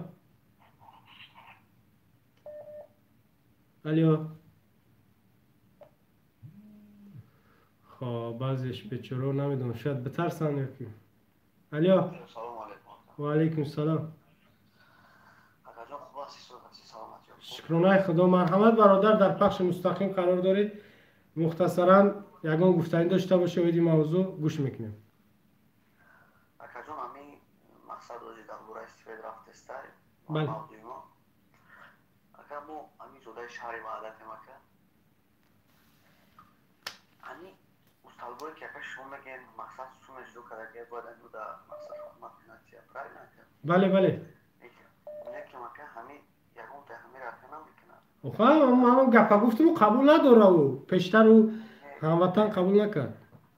من فهمیدم من خیلی بعضی شاید مقصد خبر نداره بعضی مثلا نمیخونه این با دوری خونه ما همین چیز گذشته که با دیگه محله ها میروه میرم مقصد پدر خونه مقصد امو را علیش کرد ام پولی مثلا محله بستون جمع میکنه همون مستالبایی که همون وایروش اگر تو چپا میشه بستون در چخل همون رئیسون خلق هم محله رئیس محله خونه با خونه میگرده همه میگه وارد همه کاری سوم میشه اگه هر یک دیرم من گفتم نمیتونم هر یک خونه چند سوم میکنم مفروض هم برای خلق میکنم یکون حکومت اما شرکت درو کنه بله بله سوم جدا میشود در کیسه او میرود بعد ای مردم چیکار میکنن هم قرضدارشون میکنن هم همون پول ترانسفرماتر چی میشه وایران میشه خونه به خونه 20 تومانی 30 تومانی جمع میکنن که بیاید اساس کنین این روی اخمقی را این محله مشتری این محله مهمه خیلی بعد نقش ترانسفرماتر خلق نمیدونم 70 سومی 80 سومی پول هم محله جمع کرده ایشو یک برادر دیگه همه حاجی بود ای کسی خودش سومو یک ترانسفرماتر دیگه آورده چسبونده محله دکی توش دوزیستونده دیگه نکفن چیز هیچ یکون جنا میکنن که خدمت نیست خیلی وقت کردن ای خودش مقصد کسی خودش چند میتونه ای خلق میکنن میگیرن بله بله اگر مقصد اومده موضوع دیگه صحبت کردنیم اگر وقت باشه که وقت نبودی مرحمت اما مختصر 2-3 دقیقه تمام که برادر ما امروز خلاصش بگیریم که زیادی بعد نکشد موضوع خب همون استادیومی که ساختن در شهر وحدت اگر در داشته باشه 25000 جای نشست داره آها بله برای جشن وحدت در اونجا بگذارونم انا مو پیش همون را دیدیم کم ترک رنگ بار کرده گیان یک بار مقصد اطراف همرا عقیب همون را دیدیم که چه ویرون کوریه همش ریخته گیه توالت زنانش مردمش فرق کرده نمیشه کرد مقصد پیش همون یکم عبودی نیست ندارد همون ما دوره مکتب ما مکتب خوندم یک سالی 11 نیمه همون مکتب رفتیم همون استادیون رفتیم در نوش پوزه کردیم رفتیم ای بودش ای کوچو ای محله پول جمع کردن برای هم استادیون ما عبودی میکنیم اگر والله علام اگر اونجا 25000 نفر بشینن همون استادیون خیلی درو میزنه که هم محله سوید نداشت نمیدونم اصول میدونم همونجا سوید بزنم نه بودش هم استادیون ها سوید بچه در بیمارخانه نیست در تولد خانه رودومو نیست نمیدونم زندان در باشه برق نباشه ایش خبر ندارم در بسیار کارخانه های که جایی که مهمه برق در اونجا بدن ساعت ها میکشنش من ایش نمیگم که 30 ساله ساعت ها میکشنش که ممکن نیست در بیمارخانه تولد خانه در ملیسه خانه تو در زندان در خیلی جا حتی مکتبا نباید که ساعت حتی بکشه برق ساعت هم حتی نه خاموش نکنه باید همه میگیره کشتن میگیره خاموش کنن میگیره اکنون باید اینم مقصد شما بازی ما باید چیکار کنیم ما یوشو جوانان چیکار کنیم مقصد همین یک مقصد کمته که بسازیم که همین ملدوی که همین 10,000 10,001 و همین 10,010 که مقصد اویندهش خوب شوده یعنی اگر یک تاجیکستان بگن مقصد بله بله باید ما همی هدفمون چیه؟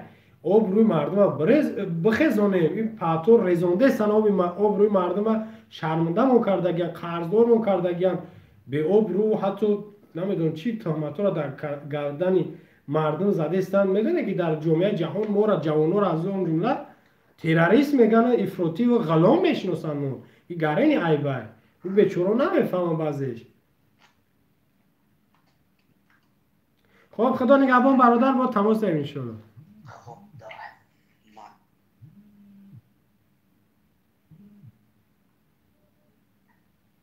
الو الو سلام علیکم سلام علیکم مرحبا برادر در پخش مستقیمی بله بله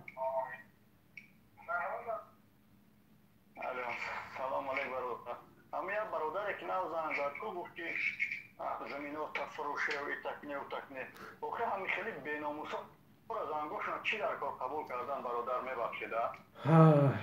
در این سوال هفته گذشته جواب بودم چی گفته است؟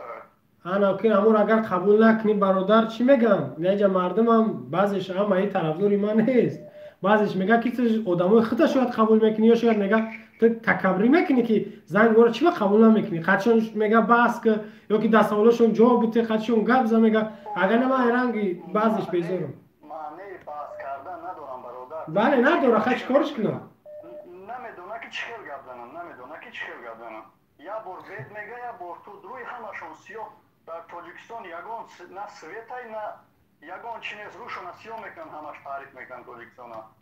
ҳамин беномус шидан ки ҳамин дари кӯни ҳамун Раҳмонова лесида гаштесиян серано агар дар ҳамин гапам хато шавад дар кӯншон чӯб занам, мегӯям майли чӯб занем, мо ҳаминҷа бестем. нахӯ то ин дараҷаро мардум беномус шаванд. як гапое гуфтааст ки ҷо намефорад замин так фурӯшу бара да як ҷойгаш бигӣ. ҳамаи ҷои тоҷикистон ҳамун кара бо мега бо изоно кашида мега ба Афғонистона Хитой буфрӯшаш мега. Гапа би беномусро дид то чӣ дараҷаам. ва ё қатик баҳс кардан ҳайфа. шумо зан гап мезанед қатик ҳаваё линиёро занг мекунед. чӣ дар кор ҳаваё? не ба ки баъзеш шояд мегу мефаҳма ё ки шояд ҳамон қадар мегу ки биём ба як ҷои хулоса бирасем ва ҳамон гап хича сир мекаи хай дига чикорш кунем? ё ҳамаш ҳамин бизои ҳукуматанд. нефаҳм яка ё ҳамаш бизои ҳукуматанд. ман аз шаҳри ваҳдатам, аз шаҳри ваҳдат. ман дар дуни ваҳдат ҳамин медонам ки чӣ хела чӣ хел неста. ҳамин як гап нашуда ки бизои ҳукумат ё ҳамаш мегӯям амният бурда. ман 2-3 моҳ дар ҳамин амнияти ваҳдат кашокаш андохтагиам барои сатра як духтари як хоҳари мусалмон гирифтам дар дуни бозор. ман виҷдонам набардошт, ҳақорат кардам. мара бурдан 2 моҳ 3 моҳ дар дуни ҳамон амният кашокаш ё ҳамаш бизои ҳамон ҳукуматанд.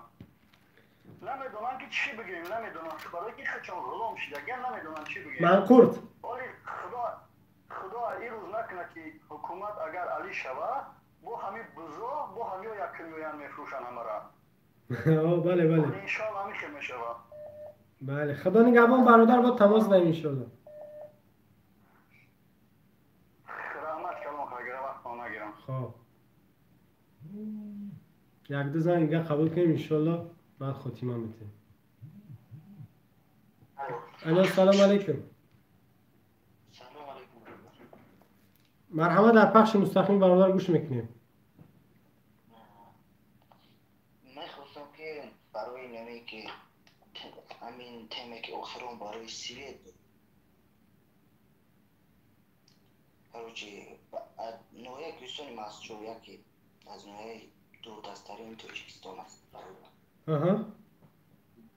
свет бовар кӯ бародар то ҳозира баъзе дега ки свет надорад. инҷа мебурад ё мегӯяд ки 250 дегаи худи нависондаги ҳисоб китоб кунӣ ки 500 дега мебурад. акма иша фақат чизе ки расман во гуфтанд тасдиқш кардан амура мегӯ шояд гуфти худ 500 та боша. ав бовар накард чикорш кунам? масалан бо бародарои ҳастанд ки мебуранд инҷа мегӯянд ки гуфтаи вазира дурӯғ овардестанд. о мега раиси шабакаи барқи чи ноҳияи вахш дурӯғ мегӯяд. худованд бародари моро ҳамаша баинсоф кунад, бовиҷдон кунад. хоб худо нигаҳбон бародар. тарафдори ҳақ бошанд. охирон пешниҳод ман аст ки Раҳмонов истеъфо. ман дигар сухан надорам. майли хоб ӯ истеъфоам наметавон қадар беномусаи Раҳмонов ки. алё салом алейкум. салом алейкум ака. дар пахши мустақим бародар телефони баргита хомӯш кун, овози ма дубор меравад. шидози акаҷон. созан ака хубе? шукронаи худо, шумо хуб бошед. меша ака ми мисол ҳақ да ҳайрон чира интизор бошам биёяд як мисол конкрет масъала кунем бихезем ака чия нигоҳ мекунем? хай як паём да мардум бирасон бародарина гӯш мекунем. мардум тамошо дорад бародар ҳазор ҳамин сола конкрет суҳбат кунем. ин аз 4 соат пеш аюфук тв мисол видео нашр шид ки мега ҳамин Хитой 46% Тоҷикистон бояд бигира. ӯ як бора наметуна ӯ қадара гирифта, не ки план дора, нақшаш даст. бова кинаи 4 соат пеш аюфук тв тамошо кардем ака 46% бояд бигира мега ака. дигар халқ чира нигоҳ мекуна? ягон гуфтанӣ дорид дар мардум, ягон муроҷиате паёмае ки гӯшат кестан шояд ки таъсиршон кунад? ака همین بنوموس که صد بگو تاثیر نمیکنه بنوموس که اینجا فقط آوازی خلق که مثال همه از سرجم شده بخیزم همین خیلی گفت نمیکنه او بنوموس که صد بگو گفت شما چی نمیکنه که بله قوای مردم دیگه مردم باید با قوای خودش تکیه کنه میگن که زولی میگه قوی نیست مو ضعیفه میگه بنوموس که صد بگو با پرخش میکنه که فقط همین خوی خلق باید چی کنه فهمم خدا نگهبان برادر با تماس این مردم میشنود چون انشالله قضاوت میکنن دیگه یارو نمیشه مجبور کنیم خب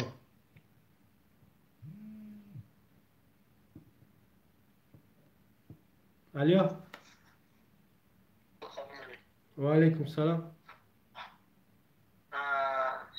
سلام با کل بیننده های شما بعدا من برای چه زنگ زدم چی نمیدونم همینجا بچه ها زنگ زد گفت که سویت هست ایسر هست زمین نفروختن راه کسی اینا هم خیلی گپ زدن هم خیلی اکو رو اهمیت اوید موضوع صحبت کنی بهتره من اوید موضوع هنی صحبت میکنم ده اما وقت کم داریم ما اینجا میخوایم که با آخر برسونیم فهمو شهری کلوبا شهر خود شهر کلوب چه کوی بشه وقتی ترانسفورماتور میکفه او را حکومت سوز نمیکنه او را باید مردم سوز میکنه سون جدا میشوه نک نمیکنن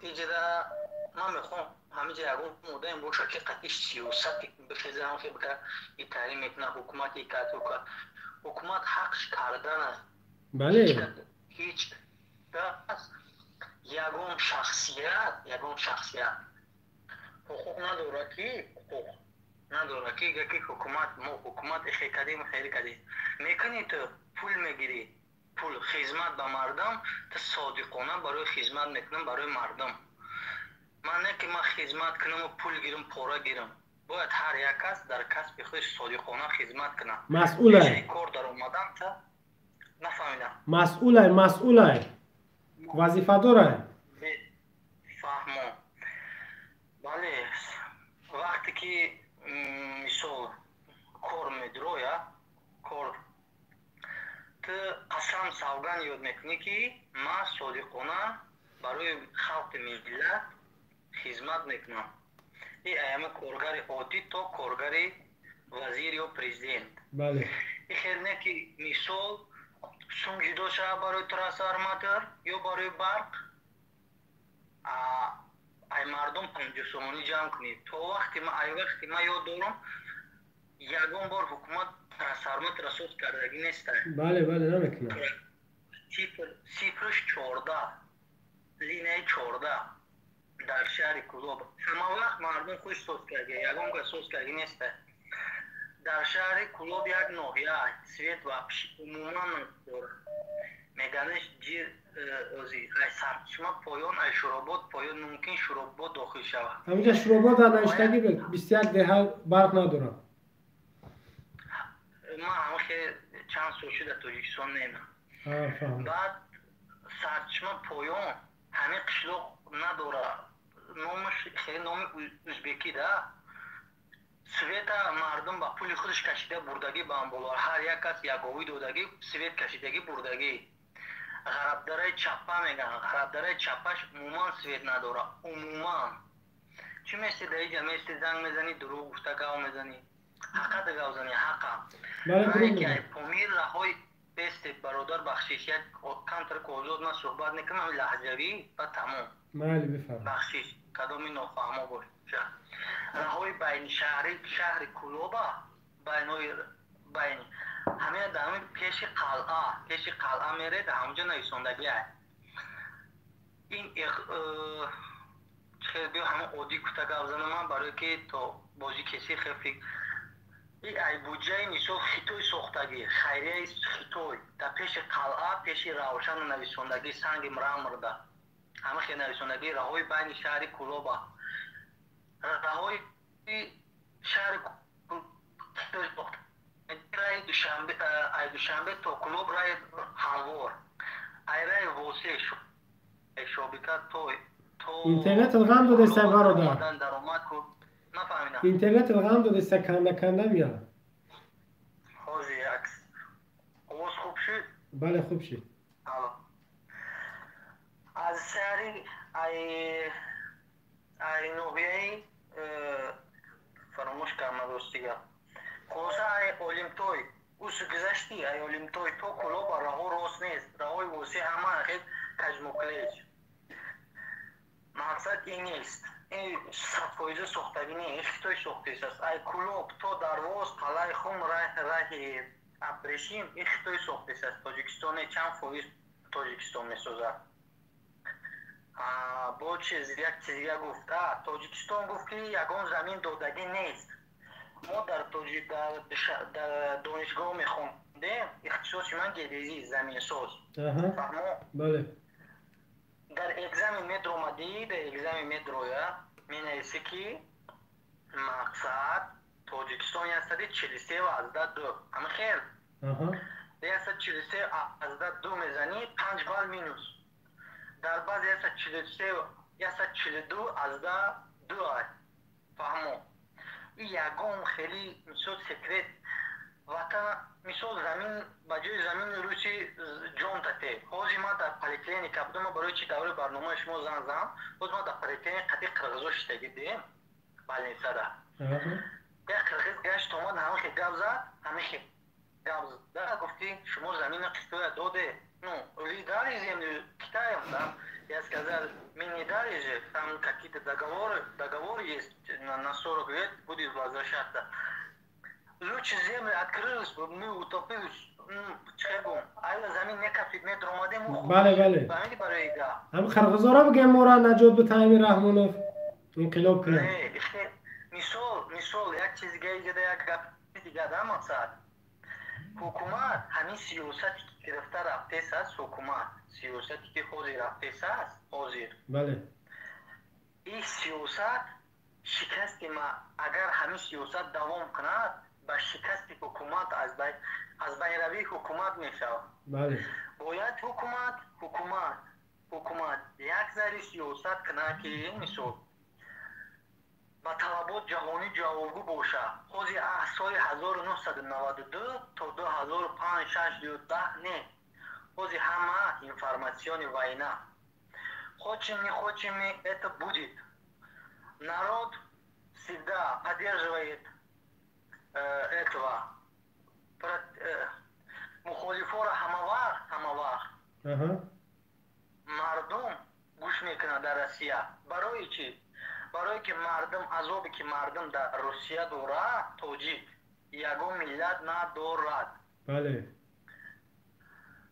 اگر خواه که مثال مردم طرفدار حکومت باشه حکومت تاجیکستان بقوت باشه ما فخر کنیم که تاجیک باشه باید حکومت مردم دستگیری خوب کنه اگر مردم دستگیری خوب نکنه حکومت باید یا دیگر شود طرز سیاست یا از بین رود دو راه داره مثال مخالفا را میگه تروریست اما خیر او گفتن میگیره او دروغ میگه نه شما بس ما یک چی بخشیده مخالف میگه که تروریست شما مثال تروریست ها نه آخه من تروریست نیستم دروغ میگم ما نیست نه ما فهمیدم همین گپ سخنی که میگه تصدیق کردن در خود مثال разведчик داری разведчик партов буби камера гати ҳо ати фалон спецслужб кор мекунад ай хеб навеша ки ҳо фалони телефон занг зани фалон буд мақсад як сиёсате куне ки мардум тарафдор боша ҳукумат ай байн нарава тарафдори мардум зиёд боша тарафдори ҳукумат мардум ҳукумата падержад дастгирӣ кунад این سیاستی که رفتهست است به مینوسی مردم به مینوسی دولت شکر در تاجیکستان در روسیه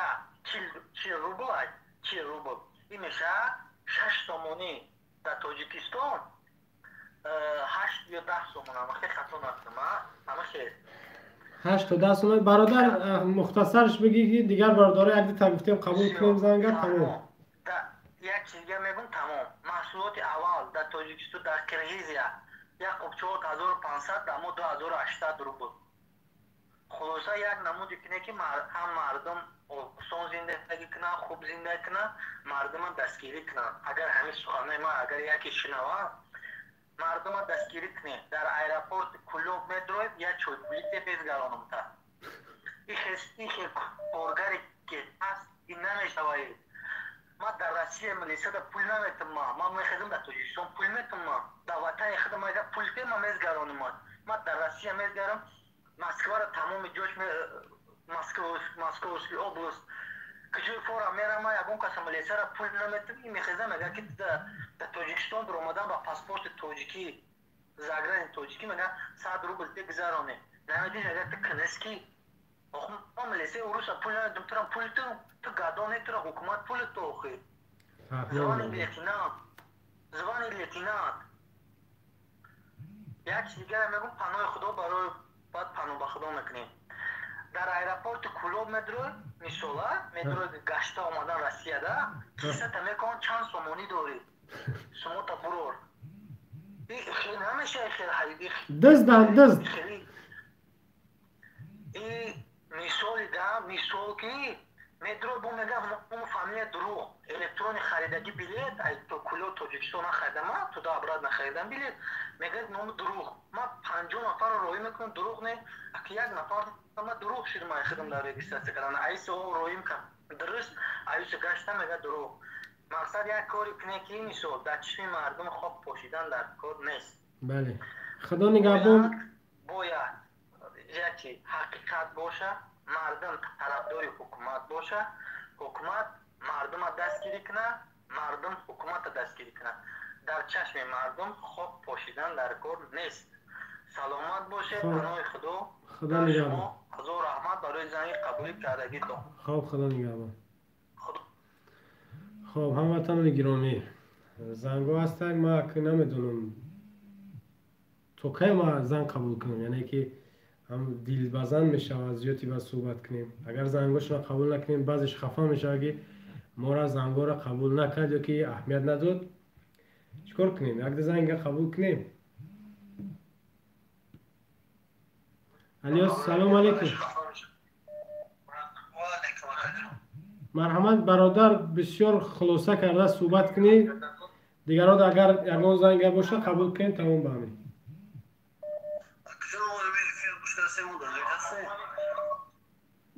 تلفن برگی تو خاموش که نفهمیدم. میگم اکجان ما این افیر تماشا داریم و در افیر نیستیم جای ما دیگردون براش دیگه. گپ زنه شما در پخش مستقیم قریب 1000 نفر تماشاتون دارم. ما اکجان همین خگام دارم در همینجی که ما همین خورو هم چند قبل در همین رو بار دارم گفتم نشتنشید برداشته مردم توجیه بچه های توجیه اینترنتت بزه با برادر اینترنتتون بزه با نشد دیگه چی میخوام گاوزنم اکا ممکنه در همینجا مرحمت اینترنتتون قد دسته مرحمت گپ زنیم اکا شما همین نشد یه چی گاوزنم میخوام در همینجا گپ زنیم همین مردمی توجیک بچه های توجیک میخیزن نشد دی گاو میزن نشد دو گاو میزن همین بچه های توجیک گوخلی شما روز در یک جای شیدم یک گال شدیدم خچونو وای میزن و دختری توجیکی تو تا همین رو میخوام مردمی توجیک بشن ایزون نمیکشن در کلیانا دختری توجیک خون میبرن استفاده میبرن همین را که شما خواهی چی داره یوتیوب داره چی داره همین هم یک بار نشد همین سویت گاو میزن نشد همه چی گاو میزن نشد همین هم یک بار که سخن کنید که جمع کنید بگه دختری توجیک مونا ایزون نمیکشن بچه های توجیک که ما دختری توجیک ما رو استفاده میبرن با در یک جای دیگه میشنن میگم ما دختر توجیک مونی تو میکنیم و تو میکنیم بنده که بچه یک کارگری نمی دولتی همین مسکو دومن چقدر دختر توجیک آورده در یک استفاده برسه او صبحشون میگن که چی ما حمایتگری دولت ماییم یک گون گاب نیست همینجا که همین التماس یک بار اعلام کنید مالی برادر دایی موضوع گپ میزنم یک روز همین در همین برای هم موضوع التماس که برای که من خودم تاکسی کار میکنم هر روز میبینم همین روزش میشه 10-15 دختر تاجیک من سالس ایران رو کشک کده بود در هر جامعه فیلم ایروی همین مر عالم میکنه که شما درباره همه چیگا میزنید در مسکو در مسکو تاجیکستان در همین مسکو همین مسکو همین حادثه تاجیکستان شکوه تاجیکستان شو او تاجیکستان شکم گاونز نمیشه که او تاجیکستان کدام پول داره در روش زندگی صرف شده کدام پول داره در روش مردگی بود کدام میره رستوران میشه میره دیسکوتک میشه شو نیمشا برده آدما رو گفتی پا جا میکنه اکو تاجیکستان شما هیچ که کده نمی همونجا خوش دیگه هر اش کم غاوش فهمو برادر خوان که گفتی پا ما رو گرده میدیان اکا یگان روز اینشو در این موضوع گم میزنیم دخترهای عرقخور سیگاریت کش کنیک مزاگی و پیوا میخوردن همین نشاد بچه های تاجیکی ما گوزن اکا دوره مهاجرا بچه های تاجیکی ما گوزن بچه های تاجیکی ما که درگاه جا میشنن گرده میزن ما دختری تاجیک ما حمایت میکنه میگن نه انو با خودشون میبرن دختری تاجیک در کلیانو استفاده میبرن رقص بازی میکنن پول میچسبونن و همون چه هم پول هوای تو رقص کردن چسبوندن همون خیلی بچن همون آدم همون روش بگردن ما دیگه خوب نیست که بله او بروی ما که ما رو بروی که دین ببانی ما رو خودم ناموسون کرد گفت با من تراسی اومد مرا فیراد کرد تاکسیس من کرد کلی حساب بکشه گفت فرزندی تاجیک شما گفت بگیره لاستونایی جبه برید گفت من روی همین خود ناموسون کرد خرم کرد ما همین میخوام که در یک جای بگم که همین مردم بشنو که ای مردمی تاجیک بچه تاجیک ای همون کلیانو چند دخترای خون استفاده بردن همون جو برو در دیگه کارمونه چونه او خوب نیست مودا ای بای به خدا که ای بای در مردمی تاجیک ای بای یکسه در تاجیکستان پروخرو جمع شد دیگه یکسه دیگه با اینی جو همون رام با کدومش میکنه که اوتوشون اولوشون یکم کورگری کرونا در همینجا خریدی کده گشتی هست خیلی نخواه قریب همه قریب گفتی برادر قریب همه خودت گفتی قریب خودت همه گفتی میگو ایشالا ما هم خیلی گم میزنده ای برا ما همه شگفتم التماس ناموس کنن که ای بای ما خما دختر تاجیک خمان در کلیان بردن رقص بازی کردن همون دو پول میچسبونیم چه امیر ما همه خیبتیم سوی سری گفتی با فرزندان و سوی سری پدر مادر ما اون مود خوبه نه اینکه این ما گفتی با بریم در وید استفاده بریم گو خیلش میگرن دیگه خانه ها میبرن میارن آخی چی لازم در همین ما مردم تاجیک همین کار رو برد ما باید نگاه بینی تاجیک خمون باشه اگر جای دیگه باشه میگن ما تاجیک ما پشتی تاجیک میگیرن کاوریستان رو میگیرن پشتی تاجیک هست موزیکایش میگیرن هست نومردایش که خودش میبرن میپارتین دختره اگر بخوای که ما فقط دلیل ویدیوش خودی رو میکنم اوتان در شش دیگه درجه گفته که اما پشتی دختر تاجیک چیم چیکار میکنم ای دیگه جا 6 دختر تاجیک برده در کلام اون دیگه اشات یا پول خورد خواه هیچ که گاوزن نمیتونه برای که تو خوای در تاجیکستان چیم چی کاره اولاد دیوای در تاجیکستان چیم چی کاره یا اولاد در مسکو چیم چی کاره گفتی با وظیفه‌های بلند گرفتن هیچ که وای گاوزن نمیتونه دختر از بدست بده چشم خودم دیدم ای کاشتل دختر کپی در ماشین بار کرد مجبوری گری بوشه در کلیان رقص بازی کرد پلی وای دختر همش گری باش هاو دای در پیش کاسه فهمو برادر مردم تاجیک کو شهر نری تاجیک برو شهر نری تاجیک التماس برو امیر جمع کنید در کلیان نکنید کتون میبره استفاده میبره مور ای بای مردم روس مردم مور چیم چه میگم ما ایزو میکشیم به خدا فهمو برادر ان شاء الله پیامت رسید انظور رحمت کرونا خب خداحافظ خب اخیرا زنگ ان شاء الله به به آخر میرسونیم سلام علیکم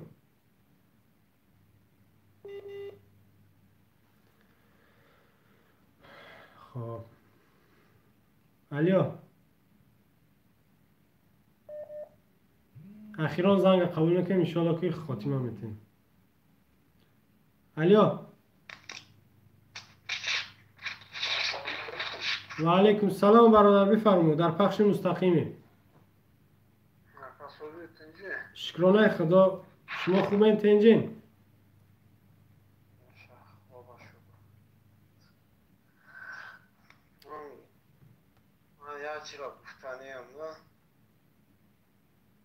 مرحمت که در بله گوش میکنم در همین باره موضوع صحبت که اما مختصر در 3-4 دقیقه خلاصش که انشاءالله که ما هم خاتمش میبخشیم موضوع این روزه را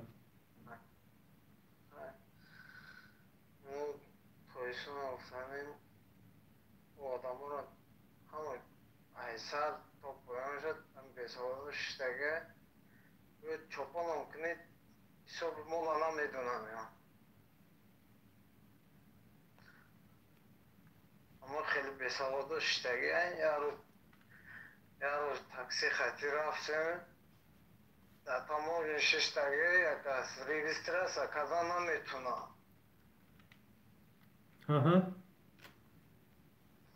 بعد تاکسیست گفت که پاسپورت رو ایتا بناست دانشا بناست میبروی خودش میگه که اون را چخیل میکنه ما خودت که آکوش که سرجا دختریه تاکسیست ریجستراسا کذایسد او میگه که سوار ما دودم بگیره میگه ای بای گایوی گشنه بانکامات خب برادر آیدی موضوع اگه گفتنی داری اخیرا صحبت ما در موضوع ما گفتیم که 250 دهه در تاجیکستان رسمی سال هاست که برق ندارن باور میکنی یا که نه 25 ساله برق ندارن 37 ساله یا بار رفتم بس کرد تاجیکستان رفته نه؟ چی با؟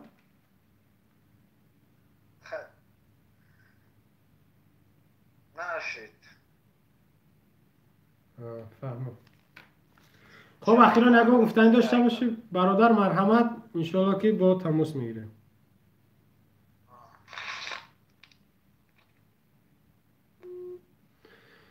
خب برادران هموطنان دوستان عزیز اینجا ما میخوام